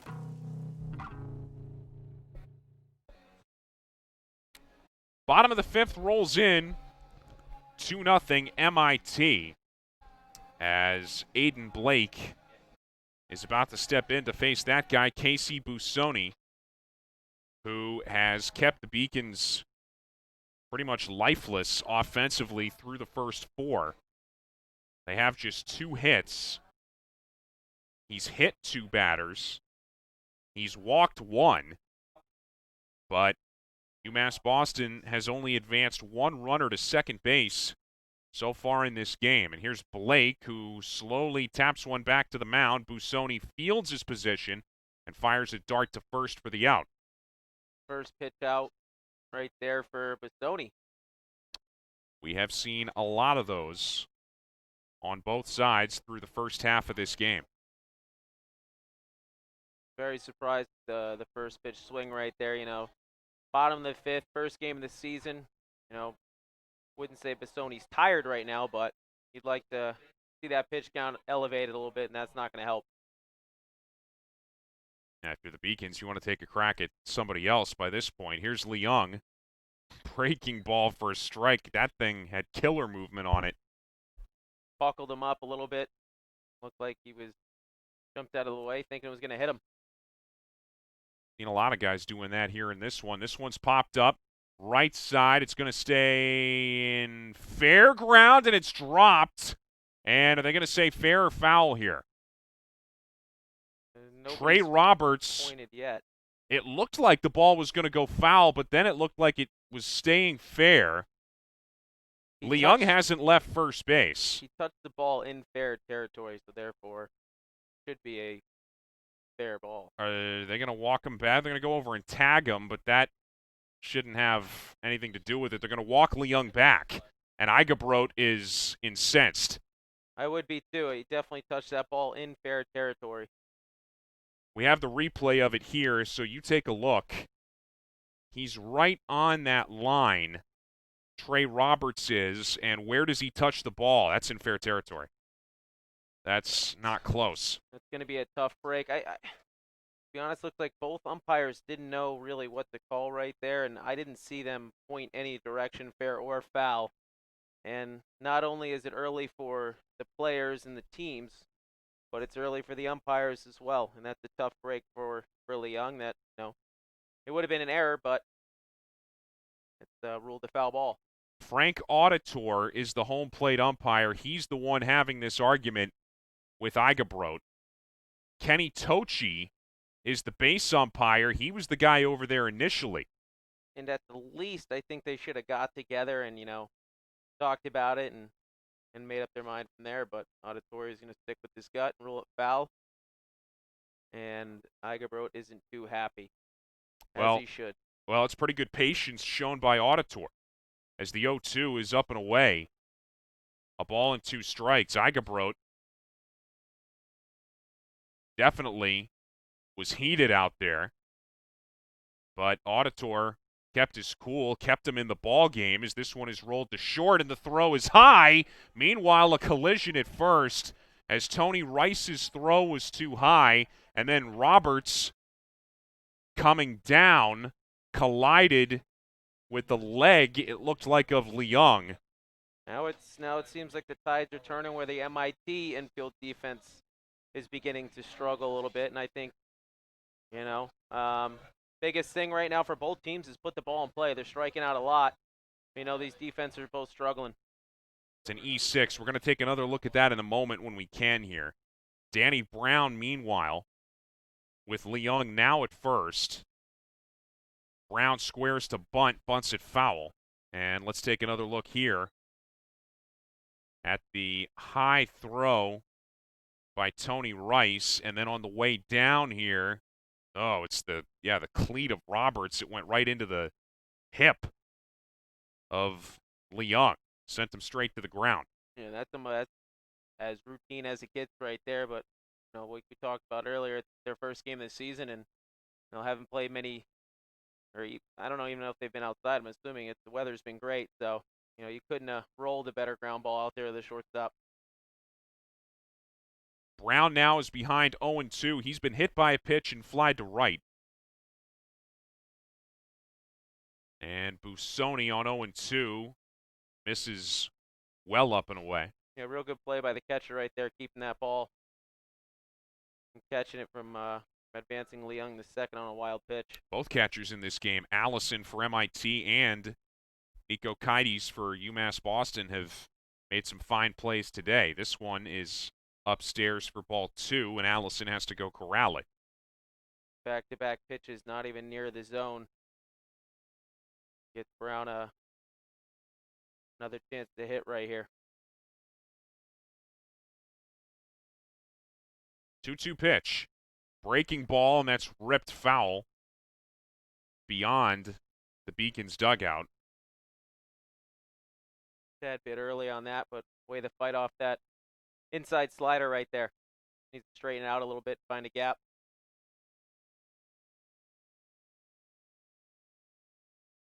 Another 2-2 coming. And a delayed steal here. Throw down to second is dropped by Rice. Otherwise, they probably had Ryan Leung there.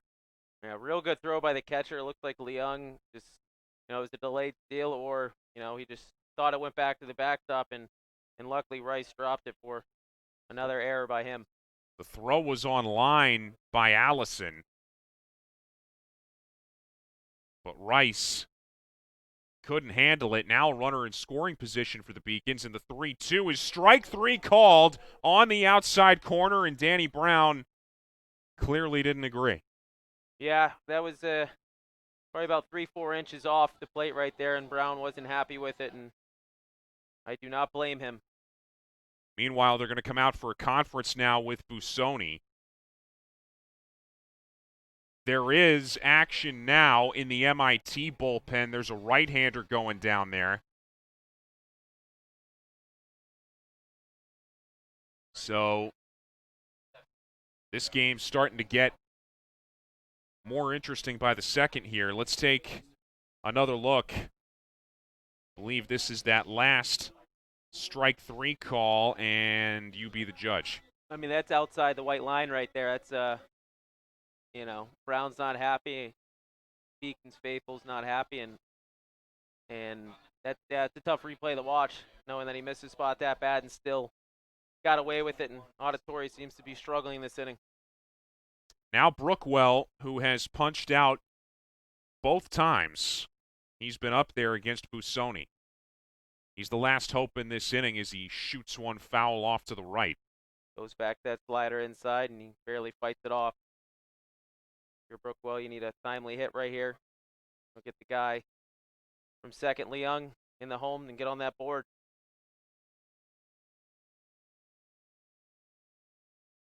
And now we're going to have a stoppage, and they're going to call a balk. So down to third goes Leung. The balk call now gives the Beacons an opportunity with a runner just 90 feet away. Got to be alert for a wild pitch or a passed ball here that could score a run. Instead, you can do it the old-fashioned way, too. Base hit the other way for Steve Brookwell, and UMass Boston finally on the board. It's 2-1. That's a very unordinary sequence with Leung getting on first base from an error. Should have been gunned out at second. Another play that wasn't made, a balk, and then a single, MIT just shot themselves in the foot, and the Beacons made him pay for that. First RBI of the season for Brookwell. Got your 3-hole hitter, Ryan McCormick, right here. Seems to be, seeing it pretty well. Single through the left side. Need to have a clutch 2-out hit to keep this rally going. 1-0 to McCormick. Chops it right side foul. It's 1-1. This has been a weird inning, to say the least. Both defenses just seem to be struggling out there and just not making the routine plays, which is pretty amazing because both of these teams usually play real good defense. 1-1 misses up and away, 2-1. Leung ultimately reached on that throwing error by Tony Rice. Then stole second on the delayed steal when he should have been thrown out. 2-1 is laced into left center for another base hit. And now rounding and heading for third is Brookwell, and he's going to get there. Diving to save it is Roland from getting back. And now they're on the corners. Real good piece hitting right there from McCormick.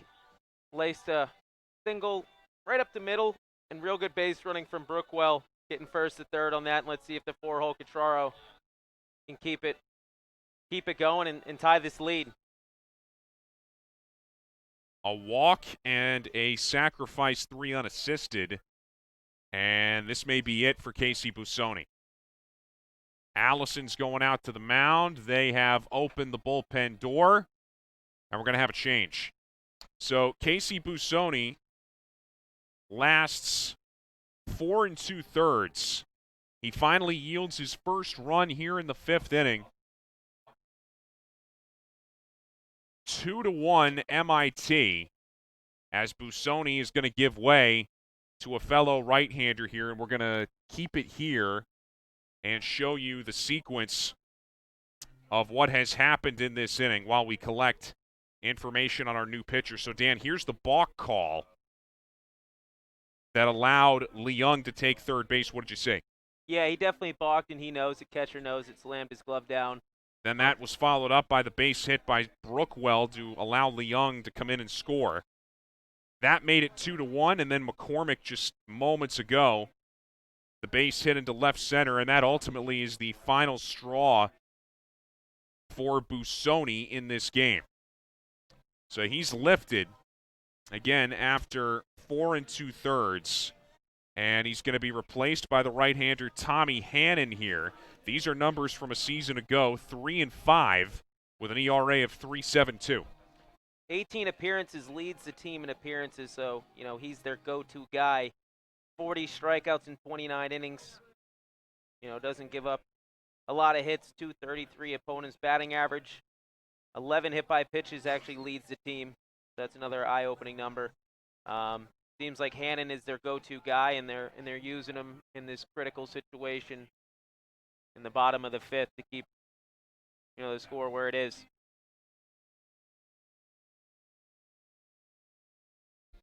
So the final line on Busoni, he goes 4 2/3, 5 hits. The 1 run, which came in because Leung reached on the error by Tony Rice at short initially. 1 walk and 5 strikeouts. Yeah, pretty deceiving line too, because he hit 2 guys. He had a balk. But he definitely did his job, kept his team in the game, and right now they're leading. And let's see if Hannon can shut the door on this inning. He is into the fire with Brookwell at third, McCormick at first, and Nick Catraro trying to tie this game with a base hit.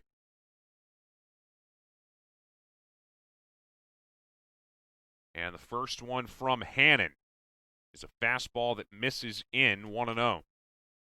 And again, a tough couple calls if you're a Beacons fan with, the Brown pitch being outside, the Leung error, even though, he ended up reaching. Catraro looking for RBI number 2 on his young season. He takes low 2-0. If you're Catraro right here, you're sitting fastball, and hopefully it gives you a good pitch to hit and put it in the gap, or move the line. 2-0 pitch. Swinging away, and he loops one to third, right to Ethan Rowland for the 3rd out of the inning. So Hannon comes in and puts out the fire. However, not before UMass Boston finally gets on the board. Some controversy in that inning. Steve Brookwell finally with a 2-out RBI single plates the first Beacons run, and after 5, it's 2-1 MIT. UMass Boston was my first choice because when I came to the campus, I saw that there was a lot of diversity. There's a lot of people. Here there's a lot of international students, so it's really cool to meet people from different countries, different parts of the world. I'm Julia Murphy. I'm from Canton, Massachusetts. I'm Olivia Murphy. I'm from Canton, Massachusetts. We're sisters. We're sisters. I play volleyball and she plays basketball. Here they have a freshman success community. So each major has their own community that you can join as a freshman, and you take classes with them, you do study groups with them. So it was really helpful getting to know people in your major right away. So in health exercise sciences, we have an internship at the end, where it's so much better to have like an advisor helping you out, like telling you which classes to choose.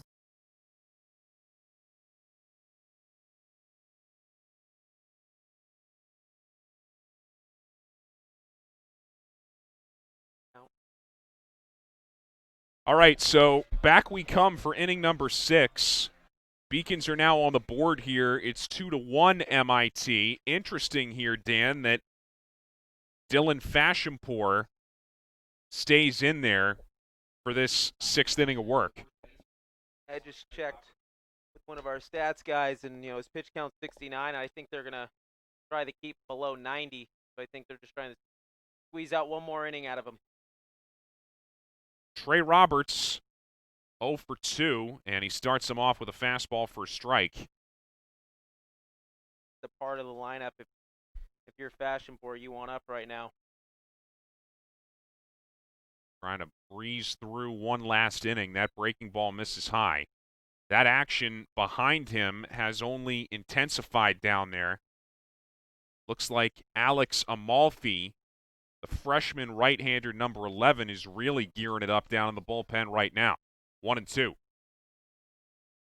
Yeah, real good fastball knee high right there, and now Auditory's hearing it from third base dugout MIT about that call. Now he's still mid-conversation with somebody over there.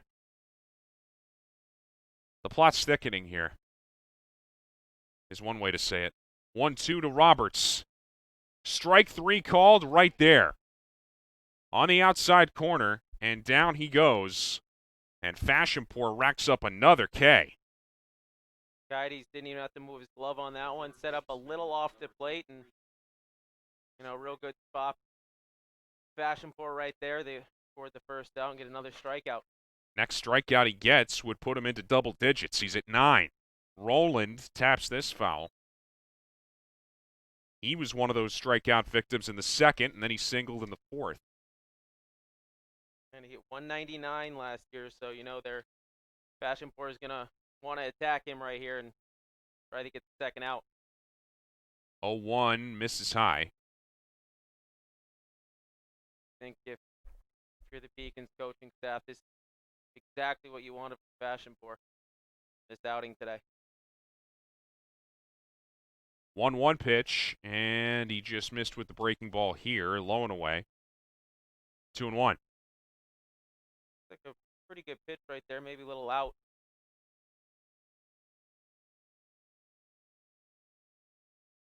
2-1 is skied. Is it going to stay in fair territory? No. It tries to come back toward the line, but thankfully we're averted of all controversy here because McCormick makes the catch for out number 2. There's been a lot of infield flies today that have been tough to catch, it seems. The wind doesn't look like it's blowing all that much, but Oh, it loves that first base foul line, though. 2 outs right here for Fashempour, trying to get his third. Keep the momentum on his side. Anderson's been on both times. He singled, and then he reached on an E6. So he's the number 8 hitter, but he's been tough for Fashempour today. 1-0 is a strike. Another slider over there for a strike for Fashempour. Seems haven't lost that pitch all day.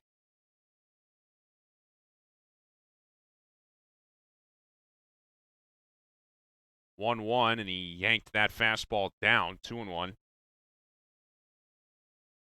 Right now, the momentum's on in the Beacons dugout right now. It's relying on Fashempour to get this third out and get into the bottom of the stick.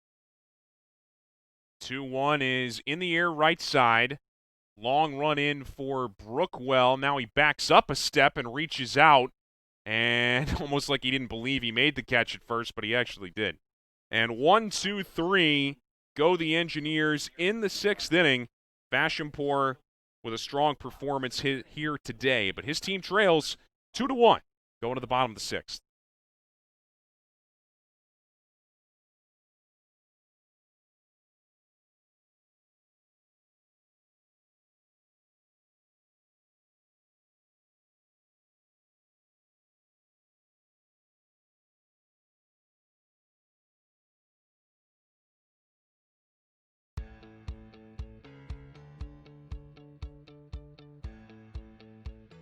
Being a part of the different activities and organizations that I've been a part of, I'm actually able to see myself where I'm like, hey, I actually can make a change. I'm one person that can make a difference. Division III has helped me to develop teamwork skills, critical thinking skills, time management skills. It's not just about basketball, or it's not just about school. It's about developing yourself as a person altogether.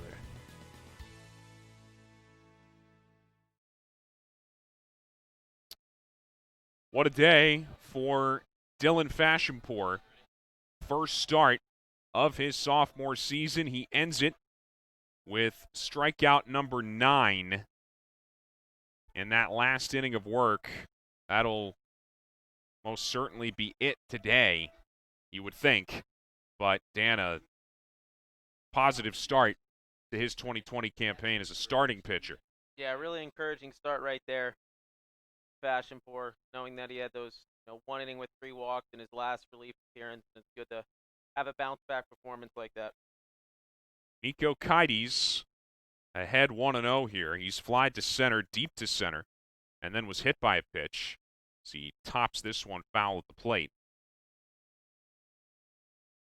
Beacons are within a run. It's 2-1. They're within a hit as well of MIT. They trail 5-4 in that department.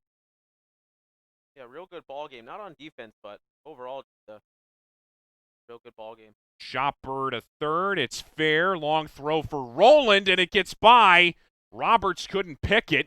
Down to second goes Kites, and he's there with nobody out. At this point, if you're MIT or UMass Boston's offense, just put the ball on the ground, and you're almost going to be guaranteed first base. So they're going to say it's a single and then an error to get Kites to second. So a base hit And then the E5 on Roland allows Kites to get to second, and this is the best scoring chance that the Beacons have had all day to start an inning. The leadoff man's at second. And now Tyrone, who takes outside ball one. And if you were to tell me the Beacons got a runner on, leadoff runner on every inning and only have one run, I'd be shocked. It's been a weird day. I believe the statistics say about 70% of the time the leadoff guy gets on, you're going to score. 1-0 is upstairs, 2-0. Both defenses just continue to make mistakes and hurt their pitchers. Ahead in the count, 2-0. Tyrone looking for something to barrel up. And he goes after one down the left field line. If it stays fair, it could be a run, and it did stay fair. Kites didn't see it. He thought it went foul. He only gets to third. Up to second goes Tyrone. It should be a tie game, but Kites, I think, just assumed that was going foul. We're going to have to see the replay on this, but he only gets to third. Yeah, wow. Really crazy situation. Looked like the third base coach, Fred, saw that the whole way, knowing it was going to be fair and tried sending him, but Kites, I don't know if he just assumed it was going to be foul or, heard somebody. We're going to look at it again. They're going to run, meantime, for Tyrone. So let's take a look at Kites at second base here, if we can. He sees the ball that way. We can't see him in the shot right now, but he just kind of turned around and went back towards second. I think he just assumed it was going to go foul. Yeah, at that point you can't assume. Because, worst case scenario, it's foul and you're back to second. I think you got to play that a little bit more aggressive and trust your instincts and trust your third base coach. And certainly didn't there. No harm, no foul. Second and third, no outs. But, that should have been a big tying run right there. Meanwhile, the freshman Ethan Herrera is the pinch runner for Tyrone at second. Second and third, nobody out, and Gianni Zerilli fouls one straight back. So you have the tying run at third, the go-ahead run, the pinch runner, Herrera, at second. And Zerilli, who's been their best hitter through the first two games at the plate. 0-1, just misses, I guess, inside 1-1. I don't know where that missed. Looked like a pretty good spot right there from Hannon. It's really fortunate it's not 0-2. Big hack. And now it's a ball and 2 strikes, and really he should be set down. Got another chance at it. Let's see what he does. Got to put the ball in play, middle of the infield. Yeah, he can make an out here and tie the game. Get the runner in. Hannon looking for a strikeout. 1-2. And he got it right down the pipe. And Zerilli stared at the fastball, and down he goes. Huge strikeout. Yeah, that's a tough at-bat for Zerilli right there. And, saw 4 strikes and did put the ball in play. And right now, if you're Blake, again, just trying to put the ball in play up the middle, score that run. Wouldn't be surprised if they squeeze. No, you're in the bottom of the order here with Aiden Blake. He takes a strike on the outer half. Hannon seems settling down right here, and they're going to need him to escape this situation. So you think a squeeze is in play here? I do. I do think a squeeze is in play right here. Corners are back. They're giving you the run anyways. You got to do your job. And 0-1, he takes another breaking ball that buckled his knees for a strike. It's 0-2. Pretty shocked they didn't put the bunt down, knowing the MIT defense has been scuffling out there. No, and with 2 strikes, you're not going to do it here, you wouldn't think. Certainly not. Payoff pitch. Got him swinging. Breaking ball off balance. Blake goes down. Back-to-back strikeouts. And from second and third, nobody out, to second and third, 2 out, and the number 9 man, Leung. Yeah, back-to-back tough tough swings for UMass right there, and they're going to rely on their 9-hole, Leung. He takes a strike on the inner half. A strikeout and an E6 allowed Leung to reach, and he has scored the only Beacons run of the game. Can he save this inning? And he gets hit. Does have 11 hit by pitchers from last year, so that's going to happen. It looks like it caught him right on the left hand right there, and that's got to sting. This is one of the guys, if you're a Beacons supporter, you want up right here in Brown. That could be a huge mistake if you're Hannon. I mean, think about it. You go from second and third, nobody out, to second and third, 2 out. You have the number 9 hitter up there, and you hit him to load the bases. And now you give Danny Brown, the leadoff man, a chance with the bases loaded and 2 down. Looks like it caught him on the wrist, and the coaches are checking it out. Seems to be okay. He's the third Beacon to be hit by a pitch in this game. First one by Hannon. And it looked like it caught him right near the bottom of the elbow. Yeah, forearm area. I mean, anytime, I don't care how hard you throw, if you get hit, in the wrist or hand area, it's going to hurt. Here's Brown. He puts a good swing on one into the gap in right center. It's down, and it's going to roll a while. UMass Boston's going to take the lead. They're going to clear the bases. Brown headed to third, bases clearing triple. And the mistake comes back to bite MIT. Yeah, clutch hit right there, hitting in the gap. And like I said, Brown's been pretty solid since last year, and off to a bit of a rough start this year, but that'll certainly get you going. And the Beacons dugout are up, taking a 2-run lead here in the bottom of the 6th. Got a fastball right down the pipe and did not miss it. He drilled it into the right center field gap. And now Brookwell grounds this one through the left side. And it's 5-2 as in to score is Brown. So they've been waiting all day for the big hit. And now finally in the 6th inning they get 2 back-to-back. Yeah, real good piece of hitting right there. Brookwell, sending this 2-out rally, and looks like they're going to the bullpen with the guy in from the right field bullpen from MIT coming in. That's going to be it for Hannon, who was that close to getting out of that inning unscathed. We're going to keep it here. He went from second and third, nobody out, to second and third, 2 out. And here's the bases clearing triple by Brown that was set up by the hit by pitch. Yeah, and he's got the speed. He can turn a double into a triple real quick, and that's what he did right there, to split the gap. And like I said earlier, he's definitely the fastest guy on the Beacons team, and senior captain came up in a clutch situation.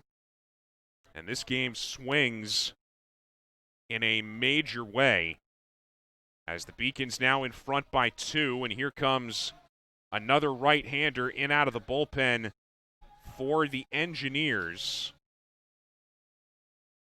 And they turn to the senior here, Jared Tramontano. 5'10", 180 out of Corona, California. And it'll be obviously his first appearance of the season in their first game here. I don't see anything on him from last year. Correct. Don't know if he had an injury or, I'm assuming he didn't transfer junior year into MIT. I don't know if they do that over there at MIT. I don't know if they accept transfers. I mean, we could go down and ask, I guess, but there's Tramontano. Kind of a side armor. I heard you say he's from Corona, California. I don't know if that's the most popular spot. Yeah, I think that I thought that word was banned around here. Yeah, I thought it was too. Yeah. But since you brought it up. Yeah, I mean, tough spot to be thrown right here. The Beacons lineup seems to be heating up with, 2 consecutive hits right there, and they take back the lead and more. Up by 3. Yeah, now 5-2. And think about the position that this puts Brendan Eigenbrod in, how much more comfortable it makes him, possibly once we get to the next inning now, being much more comfortable going to the bullpen with a 3-run lead, at least, as opposed to being down a run. Yeah, no, I mean, if you're a bullpen guy, you know, sometimes you come in there in a 1-run game and you can feel a little extra pressure, but now you got a little cushion to work with, and let's see if they can make a little bit more with one of their best hitters, McCormick, up now. Maybe we can get our dugout reporter, Seth Orensky, on that, the MIT transfer situation. Anyway, McCormick takes upstairs. And, you know, if you're I don't think Seth's going to find that out. If you're the Beacons coaching staff right now, I think you want to keep the pressure on and maybe put Brookwell in motion at some point. 1-0 is in there, 1-1. A 4-run 6th inning so far here, Dan. Try to get him in second base in scoring position with 2 outs. You're probably hottest hitter in the lineup right now. A fly to center and then back-to-back singles for McCormick in this game. He's 2 for 3. 2-1 is ripped, but foul off to the left and over onto the football field. Soccer field, I should say. Yeah, just a little late Remember on what that. school we're at. Could be lacrosse, could be football, could be soccer. Gotta remember what school we're at here. 2 balls, 2 strikes. And MIT just trying to get this inning to end. Runner goes, and it's strike 3 called on the inside corner, and McCormick irate. Yeah, I was looked to be inside, and McCormick's got a really good eye from what I know, and former catcher definitely was a little bit inside, but good spot. 4 runs on 4 hits for the Beacons, the big blow. The bases clearing triple by Danny Brown. It's 5-2. UMass Boston as we head for inning number 7. Back in a moment.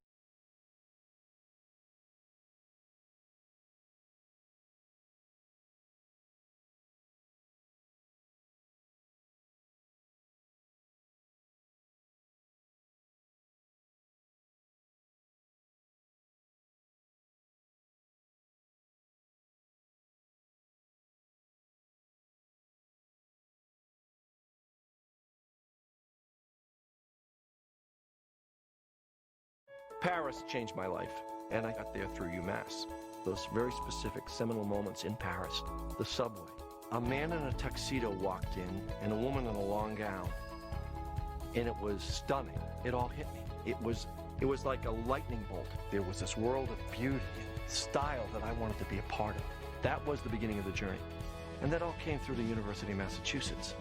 And that was really a key moment for me. That's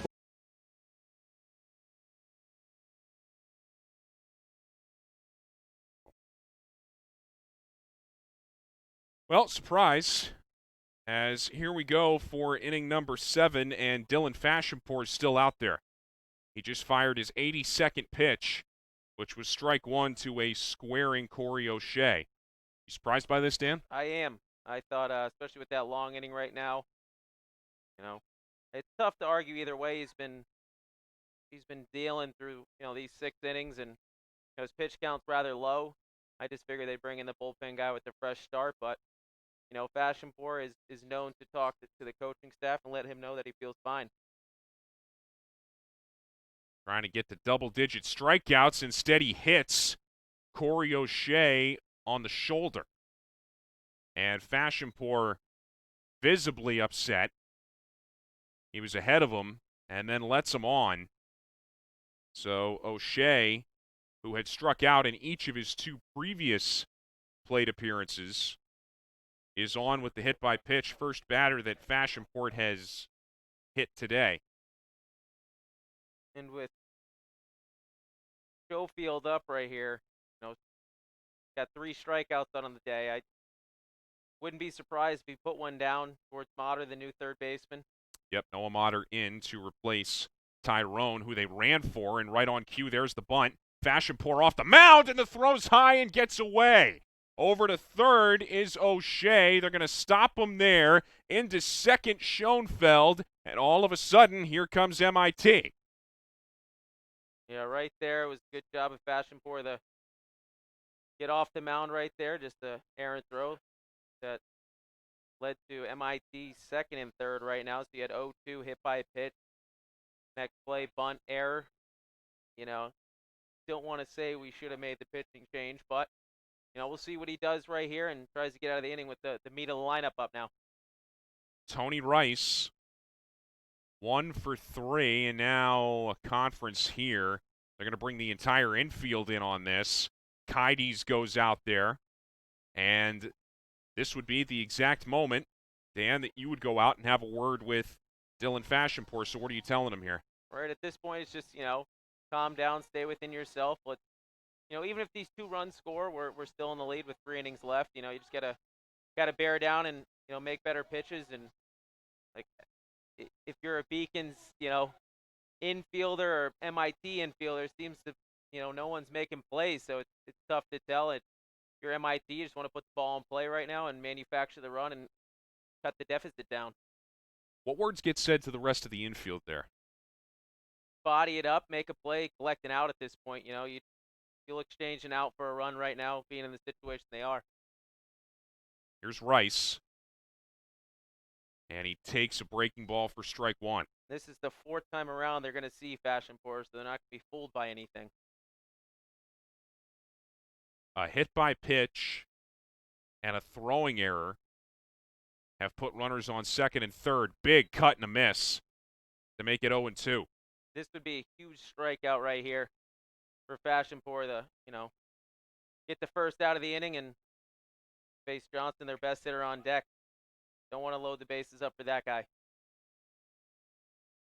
0-2 pitch. Way high and snatching up out of the crouch is Kides to snare it. The Fashempour is starting to tire out a little bit, but if he can just find the extra fuel to get himself out of this inning would be huge for him. 1-2. And fouled right back where it came from, straight back. Slider up that he got away with right there. Your Fashempour, you want to bury that down in the zone and hopefully get a swing and miss. At this point in the start, you think the breaking ball is losing a little bit of its luster? Yeah, I mean, you know, approaching, I'd say, around 90 pitches. 1-2. Fastball, inner half, got him. Well, he went back to that heater after he hung one and got away with it. And he sets down Tony Rice for strikeout number 10.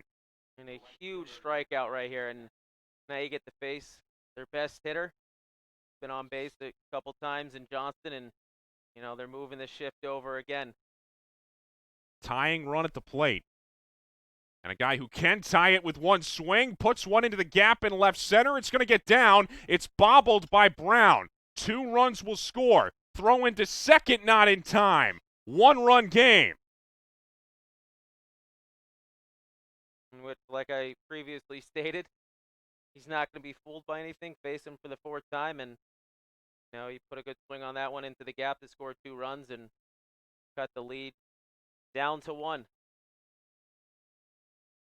2-run double, his second double of the game. He's the tying run now at second with 1 out. And Andrew Krause, who has an unconventional RBI single in this game, along with a walk, is at the plate.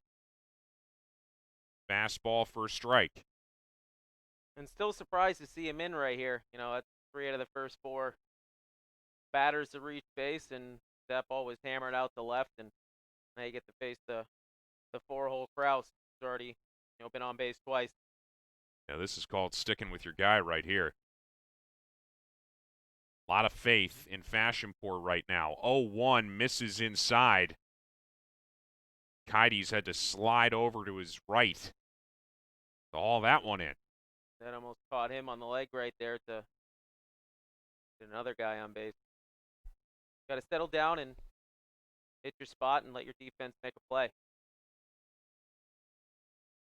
Base hit could tie it. Throw back to second, and Johnston gets back. I couldn't imagine they're going to still be warming up that one guy they were warming up, you know, 2 innings ago, Amalfi, I think you said. I mean, he'd have as many pitches as Fashempour. Yeah, depending on when he stops. Meanwhile, Johnston's going to take off. Pitch is popped up. Blake out into shallow left, makes the catch for out number 2, but they had Johnston running, trying to get to third base with less than 2 out, but then Kraus swinging away. Seems like he had a real good jump out there and should have almost been walking in the third right there instead. Yeah, I don't understand the swing. Gets jammed and pops out to Blake, and Blake makes the play. And Thomas Allison is going to be put on intentionally here.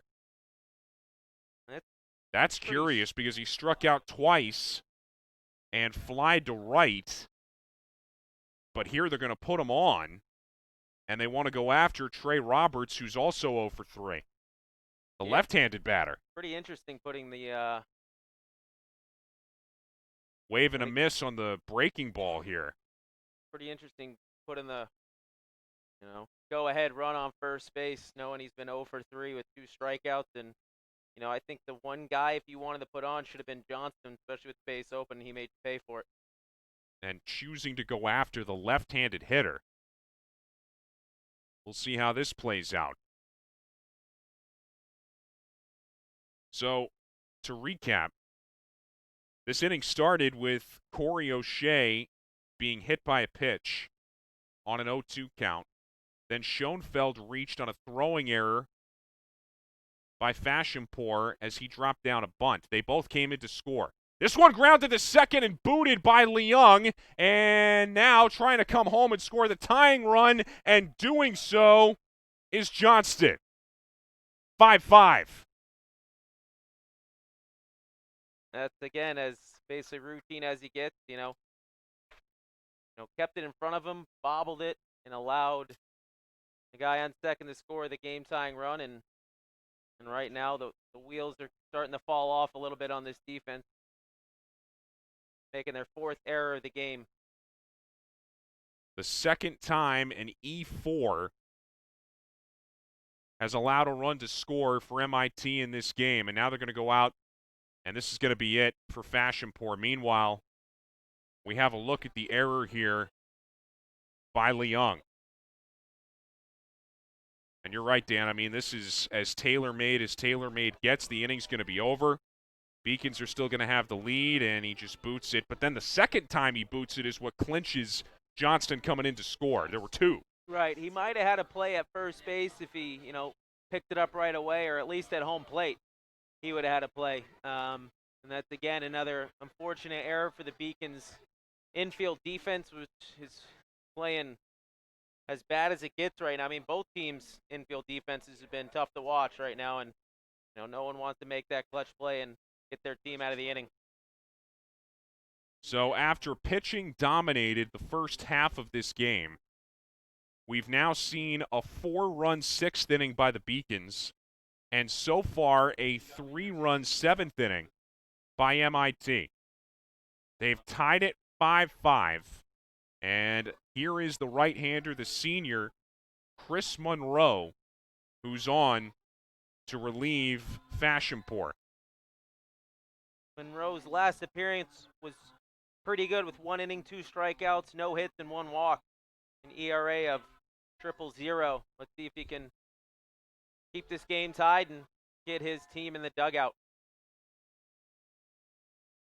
So Fashempour ends up going 6 2/3, gives up 6 hits. The 5 runs cross the plate. And at the end of the day, he only walked 1 and struck out 1, 2, 3, 4, 5, 6, 7, 8, 9, 10 MIT Engineers.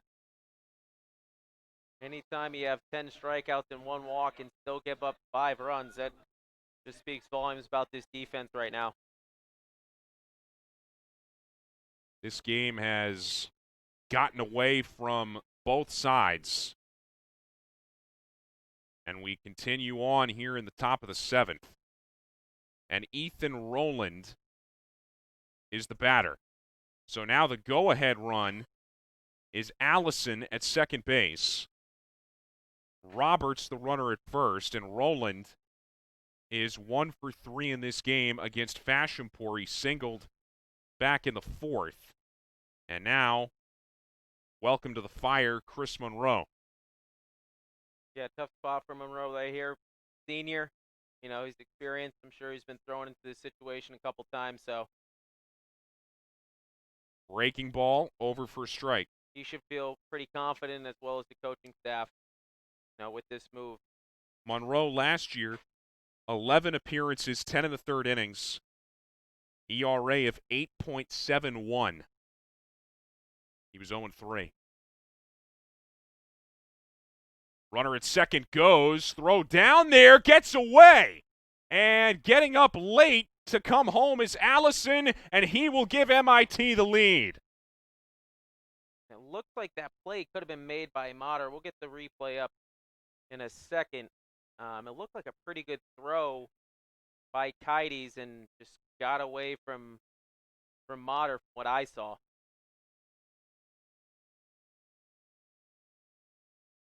Another error that leads to a MIT run for this Beacons defense, which makes it 5 errors for them.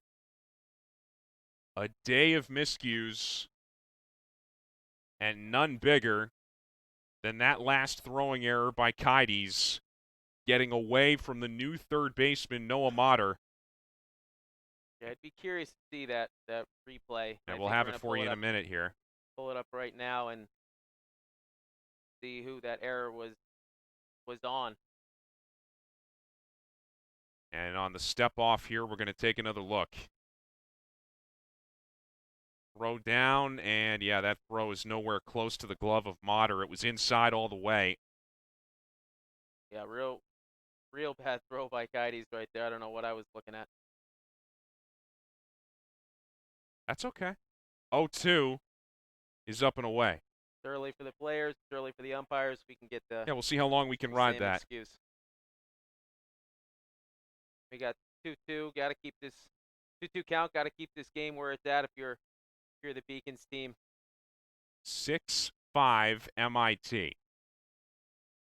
Somehow.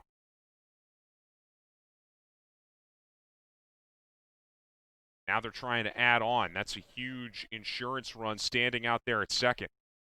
2-2. Missed away. And a full count. Seemed like a pretty good spot.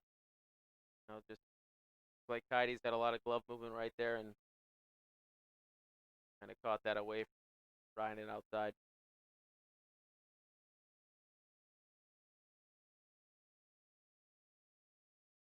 Three and 2. And a chopper foul down the left side in the inning that won't end. Still hasn't.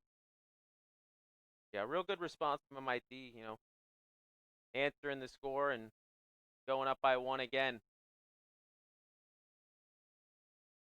Back-to-back 4-run frames. One by the Beacons, now by the Engineers. And not out of the woods yet are the Beacons. 3-2. Flared foul off to the right. A real good fight from Roland right there, just trying to put the ball in play, and at this point, if you do, you're almost guaranteed first base or second base. Knowing this infield defense right now seems to struggle in picking up and throwing the baseball at a high level. Can Monroe finally get out of this? Not yet. Ball 4 high, and down to first goes Roland on the walk. I believe we're seeing someone in the Beacons bullpen right now getting loose. I can't tell from this angle who it is. Keep our eyes on that. Eric Anderson, the batter. Lied to right his last time up against Fashempour. This one is corked down the right field line, and it's going to go foul. Good swing right there from Anderson. Just, you know, a tad bit late, leading to that foul ball, and that dropped in fair. That would have scored probably both Engineers on base.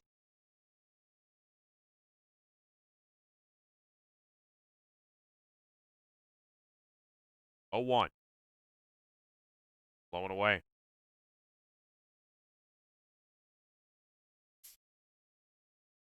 Think of where the Beacons were at the start of this inning. They had just taken that 5-2 lead, the big hits in the last half inning by Danny Brown and then Steve Brookwell, and they've handed it all back and then some. 1-1 is high. We assumed that they were going to bring in a new guy before that inning even started, and now you look up and Fashempour, I think he's going to grab, if it were to stay the same, the loss. Yeah, he's in line for it right now. Crazy knowing that you have a 3-run lead going into the 7th. 2-1 is right back to the screen, 2-2. Yeah, seemed to be all over that, just missed it. See if Monroe can throw a good curveball in there and get a swing and miss and get his team finally in the dugout.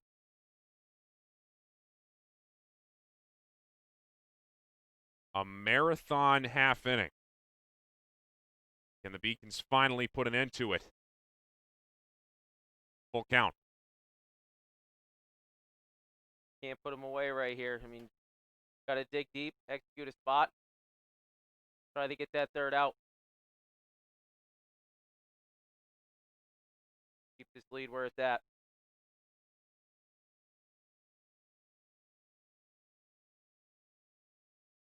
Payoff pitch coming on 3-2. Runners go, and it's high. Bases loaded. Had a tough couple of batters right here. I wouldn't be shocked if they were to bring in someone else. Well, back-to-back. You got with 3 walks, 2 walks, and a hit by pitch. MIT has batted around in this inning. I think they're going to want to think about this and maybe make the change, or it looks like they are. Yep. It is. Eigebrot's coming out. He's going to his second right-hander in relief. Chris Monroe could not get through it.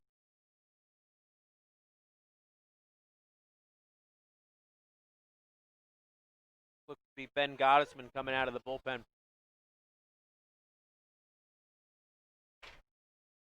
So he leaves, does Monroe, and Gottesman, who is one of the top-end starters on this team, now coming in relief, and Eigebrot's thought process here is, I just need somebody to get me one out.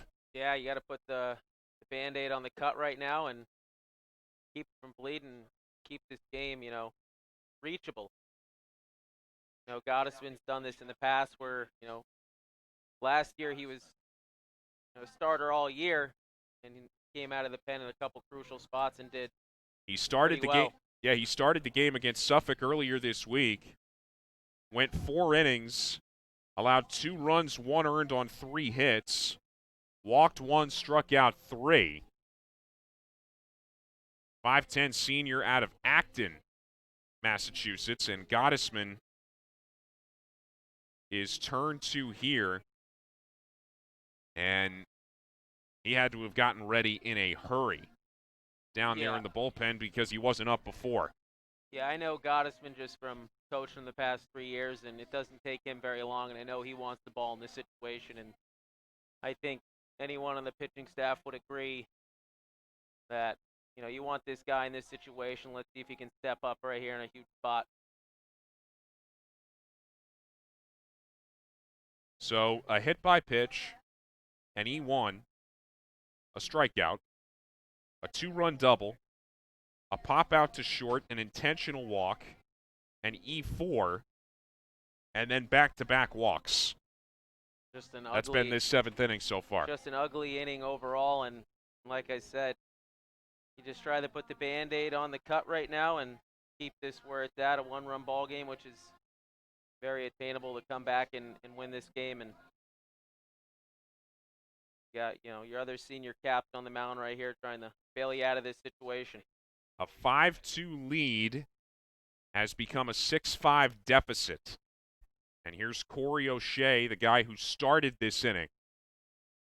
Seems like years ago at this point.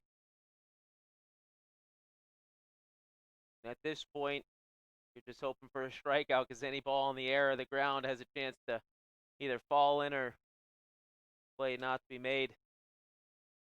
First pitch is fouled off to the right. Can Gottesman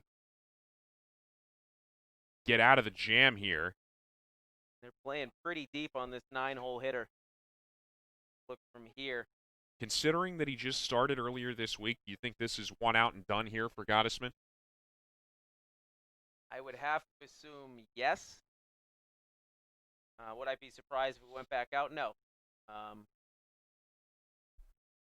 Big dog, senior, so he's going to want as many innings as possible and be thrown into a situation where the game's on the line. 1-1. And it gets through, back to the backstop, and another run comes in.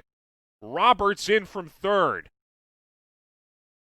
Pass ball by Kites right there, and really don't see that happen, and another unforced error leads to a MIT run.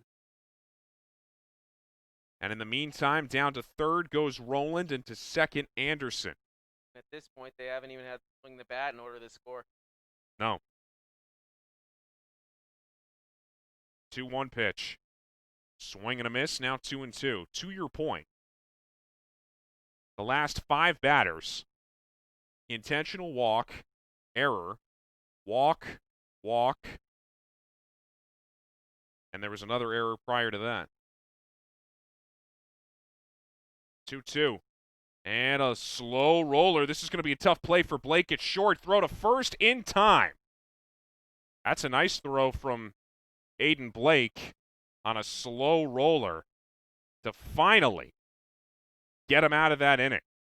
But not before 5 runs crossed the plate for MIT. They were down 3. Now they're up 2. 7-5. Take a breath. Be right back. The University of Massachusetts Boston, with its scenic oceanfront campus, easily accessible to downtown Boston, is recognized as a model of excellence for urban public universities. 16 NCAA Division III sports are part of the more than 100 student organizations that create an engaging campus life in America's biggest and best college town. UMass Boston, Boston's urban public research university for the 21st century. Something I discovered in myself is that if I have a goal, then I can accomplish it. The well-rounded experience.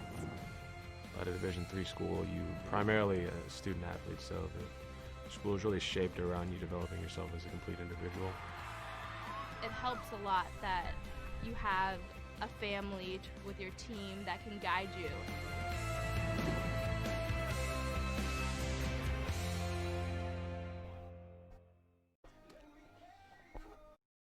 All right, Dan Gamble. Let's try to get through another half inning here. A little cleaner than the last one, maybe. 7-5. MIT now on top. And it's going to be 4, 5, and 6 for UMass Boston. That means Cotrero, Kites, and then Motter, who came into the game defensively, will get his first at bat, presumably. Yeah, pretty strange turn of events in the past 30 minutes. Happened here at Monan Park, where MIT put the bat on their shoulder and scored 5 runs.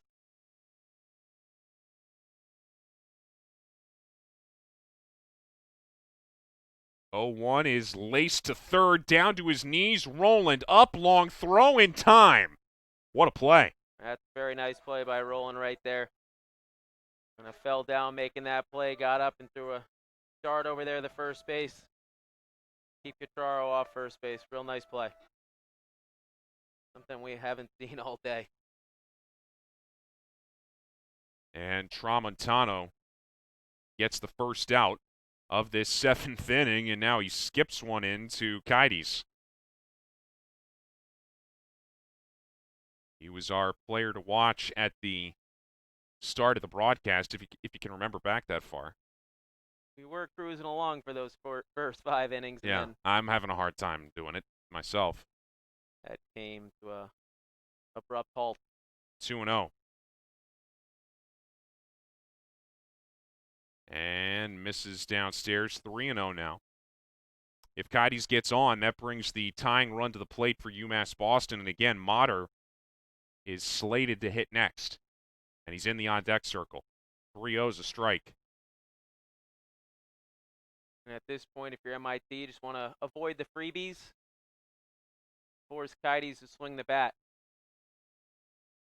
3-1, right down the pipe, 3-2. Kites, I guess, is saying the same thing in his head right now. Just hopefully walk me, get down the first. Flares it foul off to the right. Interesting that, at least from what we can see, there's nobody throwing down there behind Gottesman. Nope, nobody for MIT either. So, this game at this point may be in the hands of the senior for the Beacons and Brendan Eigenbrot. This is lofted into shallow right, base hit. So a good at bat by Kites. He's on. And the tying run will come to the plate in Motter. Motter's first at bat of the game. You know, just we talked about earlier. Keep the line moving, put the ball in play, and good things will happen.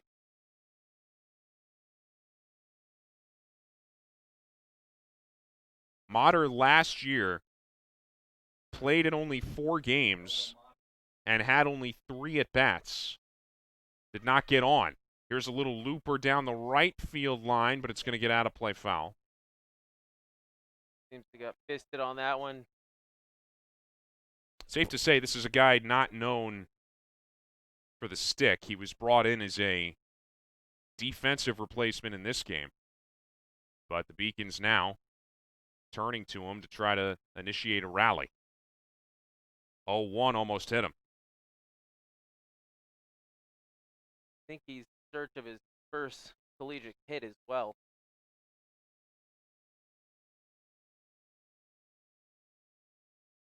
See if he can find it in a big spot. Yeah, bottom of the 7th right here. 1-1 is inside. Also worth pointing out at this point, you're at that time of day here where we're approaching sunset. And if you're out in the outfield, I mean, we've seen our fair share of adventures already today. This one's fouled off to the right, and it hit off the parking garage building over there. And as soon as that sun goes down, it can kind of... This could be a problem. Get tough to see. Particularly for Matt Johnston and right. Yeah, when you're at that twilight, you know, first base and right field are going to be tough to see. Outside, full count. I mean, if there's a fly ball hit back there in front of the bullpen and right, could get dicey. Which, you know, Mass plays on this field 30 times a year, and they definitely have the advantage. 3-2, popped up. This will stay on the infield. Roberts gives way. O'Shea called him off, 2 down.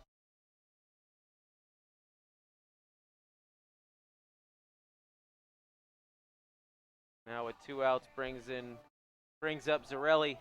See if he can, you know, keep this. Try to get a double, you know, single, just extend the inning and get to Blake, who's on deck, who's already had a base knock. 0 for 3 today. And ball 1 high. He bounced into a 3 unassisted. Flied to right and then struck out looking last inning. 1-0 is right there, 1-1. Surprised he wasn't swinging at that 1-0. You know, you get that fastball over the plate. Good chance to, you know, put a good swing on it, but some guys don't like that pitch.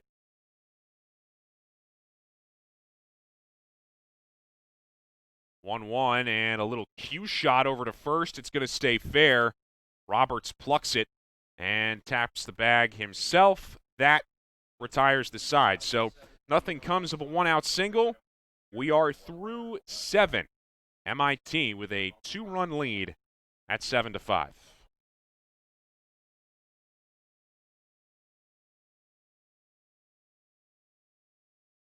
It's hard not to get emotional at a UMass graduation. It is amazing to see what UMass graduates accomplish once they leave the university.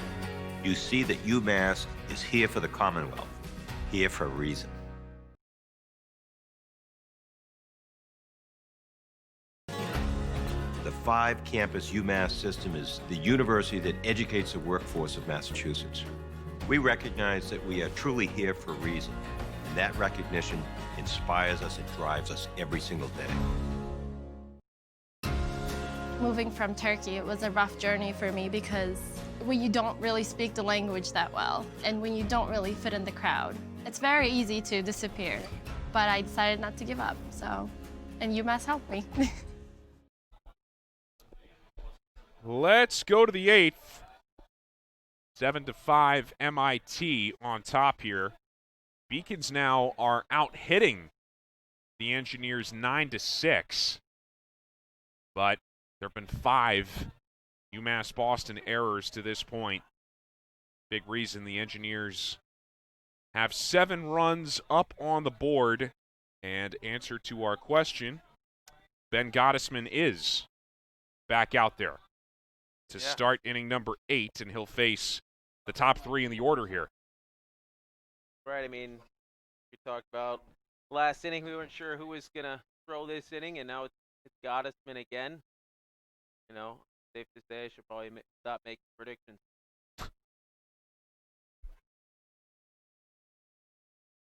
Might be the first time either of us has been right today.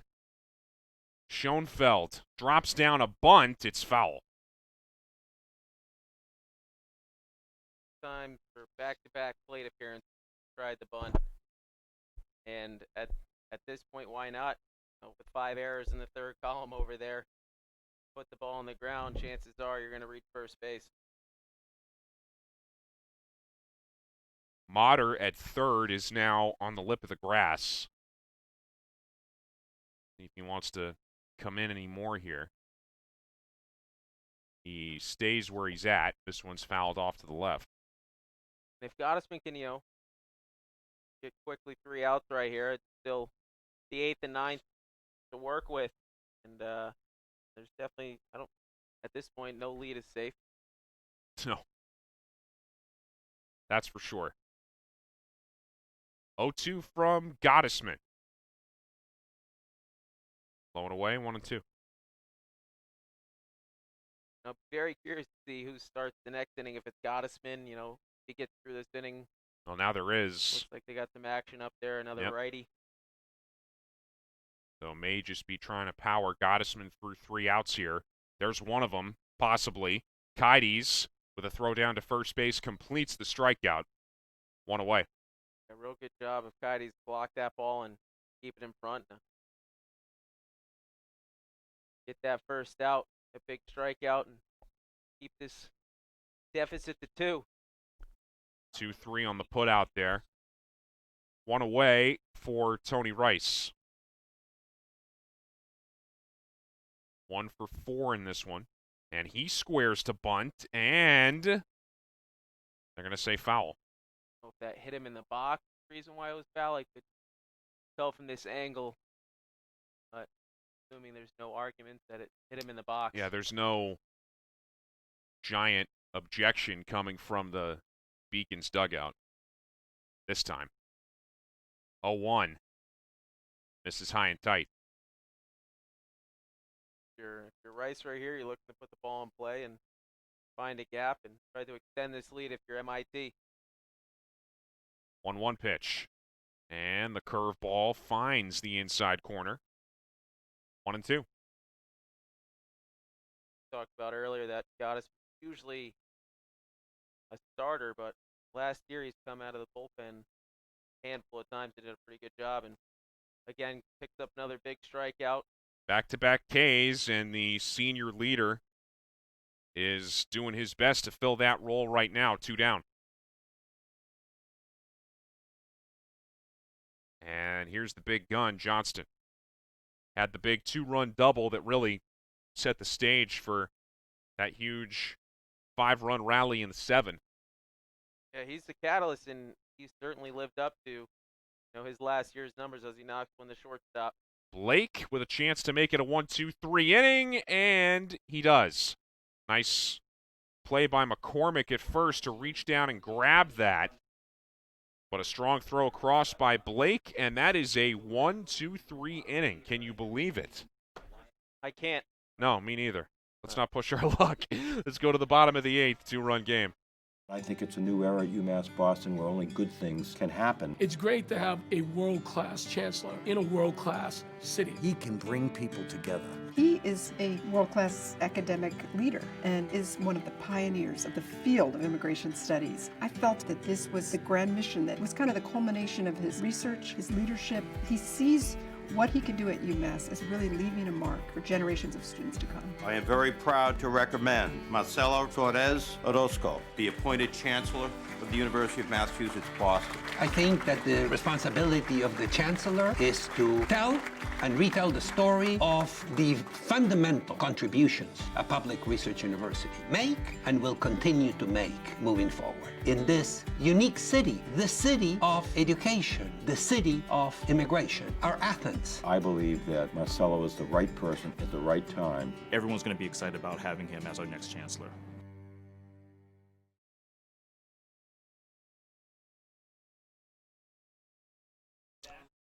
On we go to the bottom of the 8th inning. And it's going to be 8-9-1 here for UMass Boston, starting with Aiden Blake. And meantime, for MIT, Jared Tramontano is still out there. Yeah, he had an easy inning last inning and hoping to do the same. Gets ahead with an early strike right there. Blake a single in the 3rd. He grounded back to the mound in the 5th. A strikeout his last time in the 6th. Breaking ball, and he swung right through it. 0-2. Got no activity in the MIT bullpens. It looks like they're going to ride him out.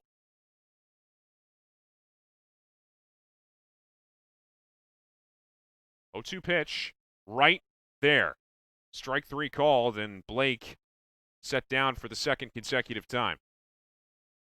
I'm not sure what he was expecting right there. A fastball, might have been, he thought it was outside. From here, it looked pretty good. We're going to have a pinch hitter in Nick Palma up right now.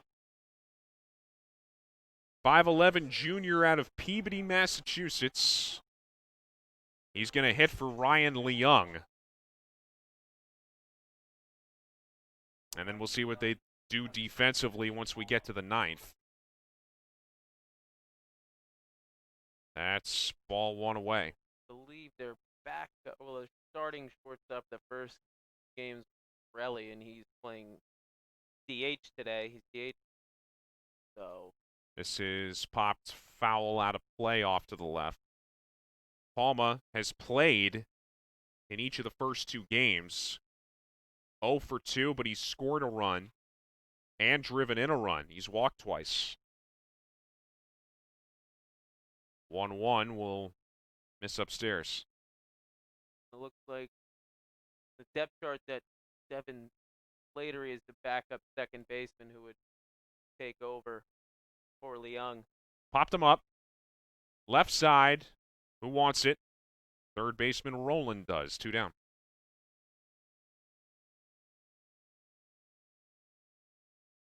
He'll swing things back up top to Danny Brown, who once upon a time completely turned this game around with a 2-out bases clearing triple that at the time gave the Beacons a 4-2 lead. They would make it 5-2 as he takes ball 1 upstairs here, and then everything came undone in the top of the 7th. At the top of the lineup right now with Brown and looking to get on first base, and it looks like he does with a little bleeder out into right. Just a little bloop that will bring the tying run back to the plate here. So Brown is now officially 2 for 4 in this ball game.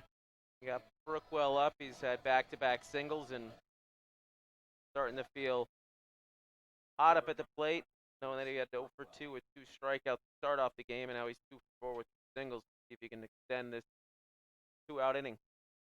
Both singles have driven in runs. This is in the air, right side, long run over for Johnston. He's there. Makes the catch a step or two into foul ground, and that will retire the side. So just as quickly as the Beacons had a chance, it's washed away. We go to the 9th. Never thought I'd say that phrase today. 7-5 MIT. UMass Boston is a special place that needs and it deserves a special leader. My mother, she saw the dark clouds that were gathering in Argentina. She became convinced that it was very important for me to seek safety in the United States. The young man who spoke only Spanish at the time found his way to a community college in California. And I was blessed because I could transfer to the University of California, Berkeley. I really understood the extraordinary power of the public research university. I am very proud to recommend Marcelo Flores Orozco be appointed Chancellor of the University of Massachusetts, Boston. He's the person who's made it here through public education, so he becomes the personification of all that UMass can provide to our students. Everyone's going to be excited about having him as our next Chancellor. I am grateful, I am humble, I am delighted. Muchas gracias.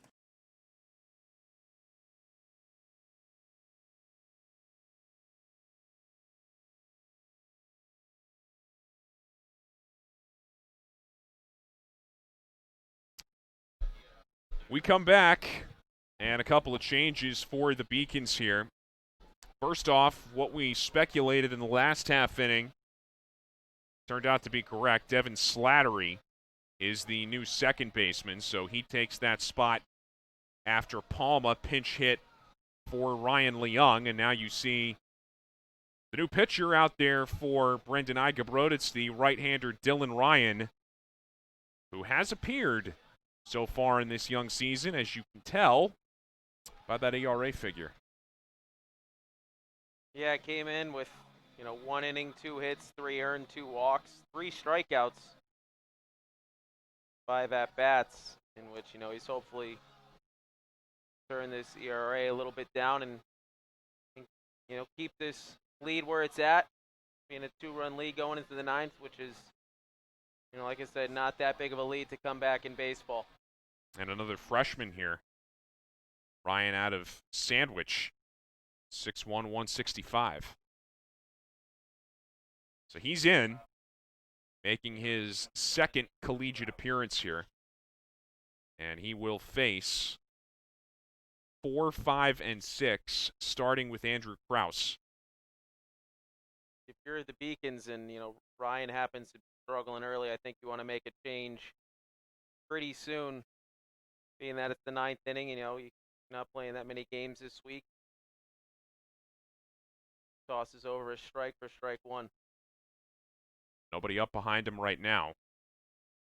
See if that changes. 0-1 is right there on the outside corner, 0-2. A real good spot right there from Ryan. Hopefully he can live there with that tailing away 2-seam. Now, to your other point, get to it after this pitch. 0-2, wave and a miss. And now Kites can't find it. Throw down to first, though, is still in time because Krause isn't the fleetest of foot. So they're still able to complete the strikeout to start the 9th. I believe UMass as a pitching staff has nearly about 15 strikeouts and 7 runs, which is pretty crazy. Name the amount of times you've seen that. Here's Thomas Allison. Couple of strikeouts, a fly to right, and an intentional walk. And that runs in and clips him. Got away from Ryan, and Allison will take his base. Ryan has, an inning and a third underneath his early career with 4 strikeouts. But a 27 ERA, which is another odd thing you'll see today. To your previous point, though, the Beacons' next game is Monday against Framingham right back here. So not much in terms of reps out there for guys this week. So an opportunity here to get some more for Ryan, as it's 1-0 now on Trey Roberts. Robert checked his swing right there and didn't go around and count 1-0. And I would assume MIT is going to want to keep the pressure on. Meanwhile, the throw's going to get away, and Allison will round, head for third. Throw in from Slattery here, not close. And it's a 2-base mistake. Another error by the Beacons, and that's number 6 in this game. And another throwing error from the mound. Just a routine throw over, and the freshman airmailed one. Yeah, McCormick never had a chance right there, and now you shoot yourself in the foot again. And third, I got a guy on third base. Less than 2 outs, infield's playing in. Can't let this be a 3-run lead for MIT for UMass Boston. 1-1 to Roberts, away. We are seeing activity in the UMass pen right now. Looks like a left-hander now. I would assume they would have had a guy going immediately, not knowing they don't have a game until Monday. 2-1, big swing and a miss. Pitch had some downward movement to it, 2-2. Big swing right there, and we got 2-1. Yep, they correct it on the scoreboard now as well as behind the plate. So it is 2-1. Swing and a miss. Now it's 2-2. Looks like that tailing away fastball's struggling seeing it right now, and would assume he's going to go back to it. Looks like that lefty who's kind of on standby down in the bullpen right now is another freshman, Thomas Kearse. 2-2 through the drawn-in infield on the left side. In to score is Allison, and it's a 3-run lead for MIT at 8-5.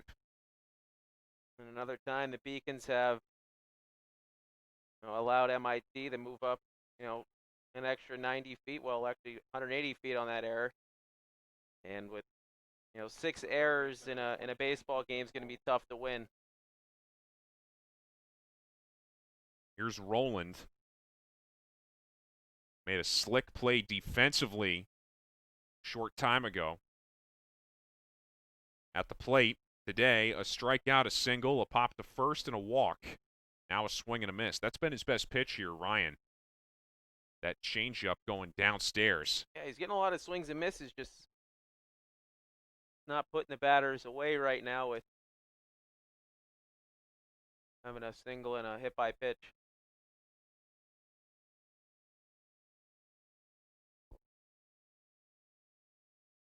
You've been down in that dugout in games like this. What's going through the minds of the coaching staff right now?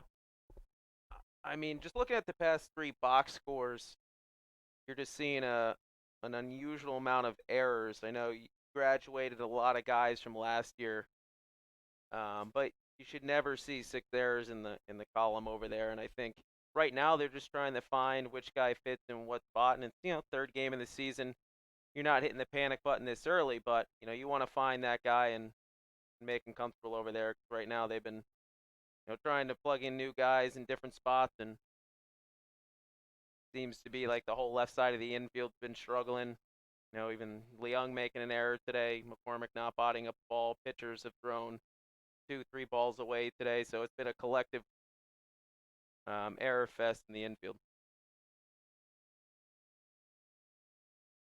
1-1, swing and a miss. Because at this point, you can't necessarily point the finger to one specific guy. I mean, everyone's, I believe, had an influence on the errors in the field today.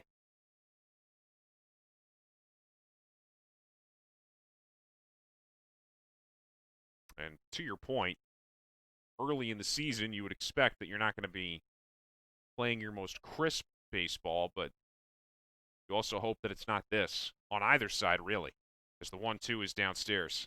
Right, and coming out here and you're playing on a beautiful field, and you expect all these plays to be made, or at least most of them. There's going to be a couple errors here and there, but at this point, it's just unraveled as a whole. 2-2. Ryan looking for the second out of the ninth, and he gets it. Right down Broadway. Both outs, punch outs in this inning. 2 down. That'll send in Eric Anderson. Looks like on the MIT bullpen, we're seeing a lefty up there. Yep. Can't make out the number. It is a save situation right now. 3-run game. Swing and a miss. Anderson was trying to go to Brookline with that. I mean, Ryan's been getting a lot of swings and misses here. As you can see, he's got, his 5th strikeout, and he's an inning and 2/3, so every time he records an out, he's getting a strikeout. 0-1, and going down to get it is Kites.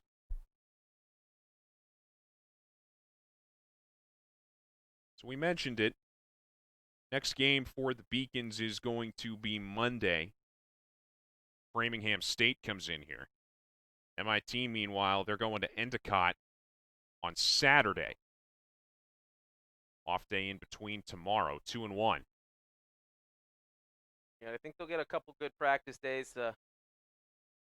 Weather bearing, you never know about the weather up in New England, but hopefully get out here and fix the problems that they seem to have in the first 3 games. 2-1. Misses in 3-1.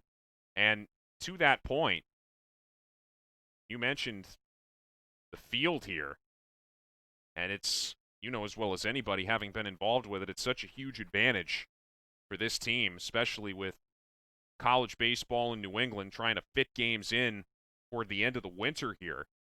And the Beacons pretty much know they're going to be able to play, as this one is a strike, and taking second base on the defensive indifference is Roberts. Yeah, Ryan never even gave Kites a chance to throw him out, and MIT has another guy in scoring position, and a single's going to most likely score a run here, which Ryan's got to do a little bit better job on holding runners in the future. He's got a gaping hole on the right side right now. Slattery over there at second base, trying to cover the bag. The runner over there. 3-2.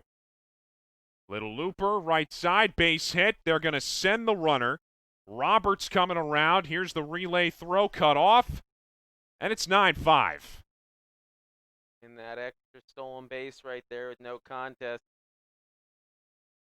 Again, hurt UMass Boston, and now this leads up to 4, and that's 7 unanswered. Second hit of the day for Anderson. And I'd be shocked if they don't make a move to the bullpen right now. Knowing that, Ryan's struggling holding runners right now. He's already thrown one away. A guy took second base on him. Well, you got the left-handed Schoenfeld next, and the lefty in the bullpen. Throw down to second here is not in time. Anderson with the steal as he collided with Aiden Blake at the end of that. Like I just said, it's just tough. I mean, Kites just made a perfect throw right there and still didn't get him, I think. Like I said, Ryan's got to, being a freshman, it's tough. The game's a little bit faster in college. You just need to be a little bit quicker to the plate and give your catcher a chance to make a play. O'Shea, the batter. It's 1-0 here after the steal. And he laces this one foul off to the right. And I don't know if the guy in the bullpen lefty Pierce, you say? Correct. I don't know if he needed extra time. There could have been communication that, we don't know up here. Well, and again, you have the left-handed hitters due up next. Right. So, could just be a conditional. If they come up, then he comes in the game. Who knows? They hope it doesn't get to that point. They want Ryan to get out of this right here. Got a big lead on second, too. Yeah. Ryan stepped off and made the right choice right there. I believe MIT has 4 or 5 steals. Almost every time they've stolen has led to a run. Putting pressure on the defense. Swing and a miss. 1-2 now. And Ryan, a strike away from sending this one to the bottom of the 9th. In which Beacons are going to send up the heart of the order. 3, 4, and 5, but they're going to be down at least 4. 1-2, runner goes, wave and a miss. And in a roundabout way, Dylan Ryan ends up striking out the side. Again. Top, yeah. 2 innings and 6 strikeouts. I'm telling you. To the bottom of the 9th, 9-5, MIT.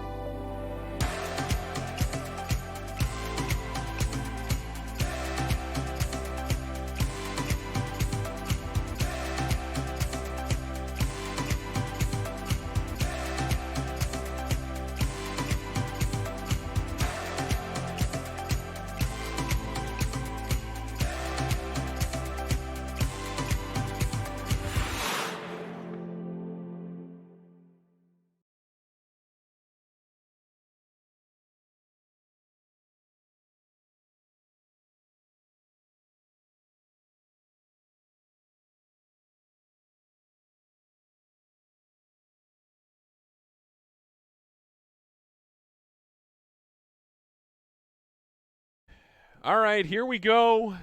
The bottom of the 9th inning. Ryan McCormick leads it off. Jared Tramontano is still out there trying to close this out for MIT. Strike 1. Yeah, for UMass Boston, just trying to get a few guys on and get this in the extras, or hopefully, win the game. They've had some magic in the past, where they've scored a couple 9-run innings and they've, pushed it in the extras. But we'll see. This is the right guy you want up in this situation. They get a leadoff guy on, one of their best hitters, Ryan McCormick. The first 2 games have followed a somewhat similar script. 2-1s upstairs, 3-1. How much magic is left in the early season bottle? And another strange move by bringing back the pitch. You got a lefty in the bullpen. You had 2 lefties coming up. This one's popped up left side. It's not going to stay in play. It almost drilled somebody in the head over there.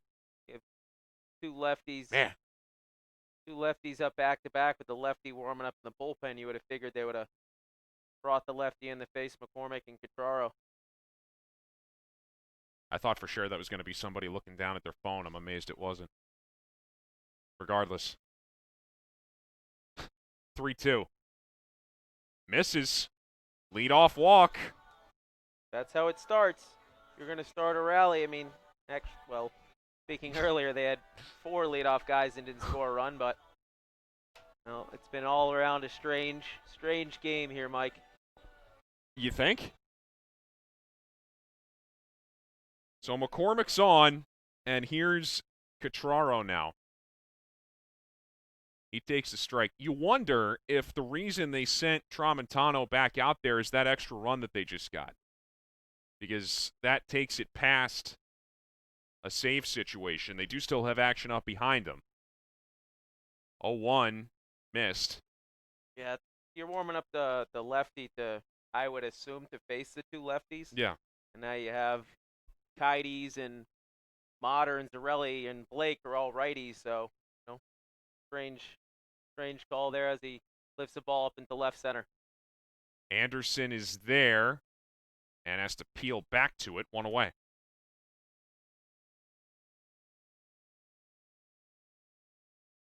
And now Kites. 2 for 3 in the game. He's also been hit by a pitch. Another guy, he's been getting on base all game. Let's see if he can continue it.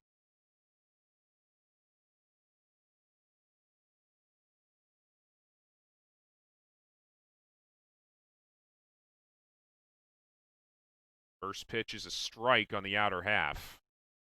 This game began 2 hours, 45 minutes ago. Although it feels like more. 0-1. Check swing. He didn't go. Yeah, anytime a game goes under 3 hours, not over yet, but. No. Well, they just had a 4-hour marathon here earlier this week. This one's upstairs. And, the first 5 innings cruised right along, and then there's the UMass big inning, followed up by the MIT big inning. Yeah, this thing was rolling through the first half of this game. 2-1, man. He was trying to deposit one. Big hack right there by Coyotes. 2-run homer would help, but at this point, you're just trying to, move the line and get guys on base. 2-2 pitch. On the outside corner, see ya. 2 down.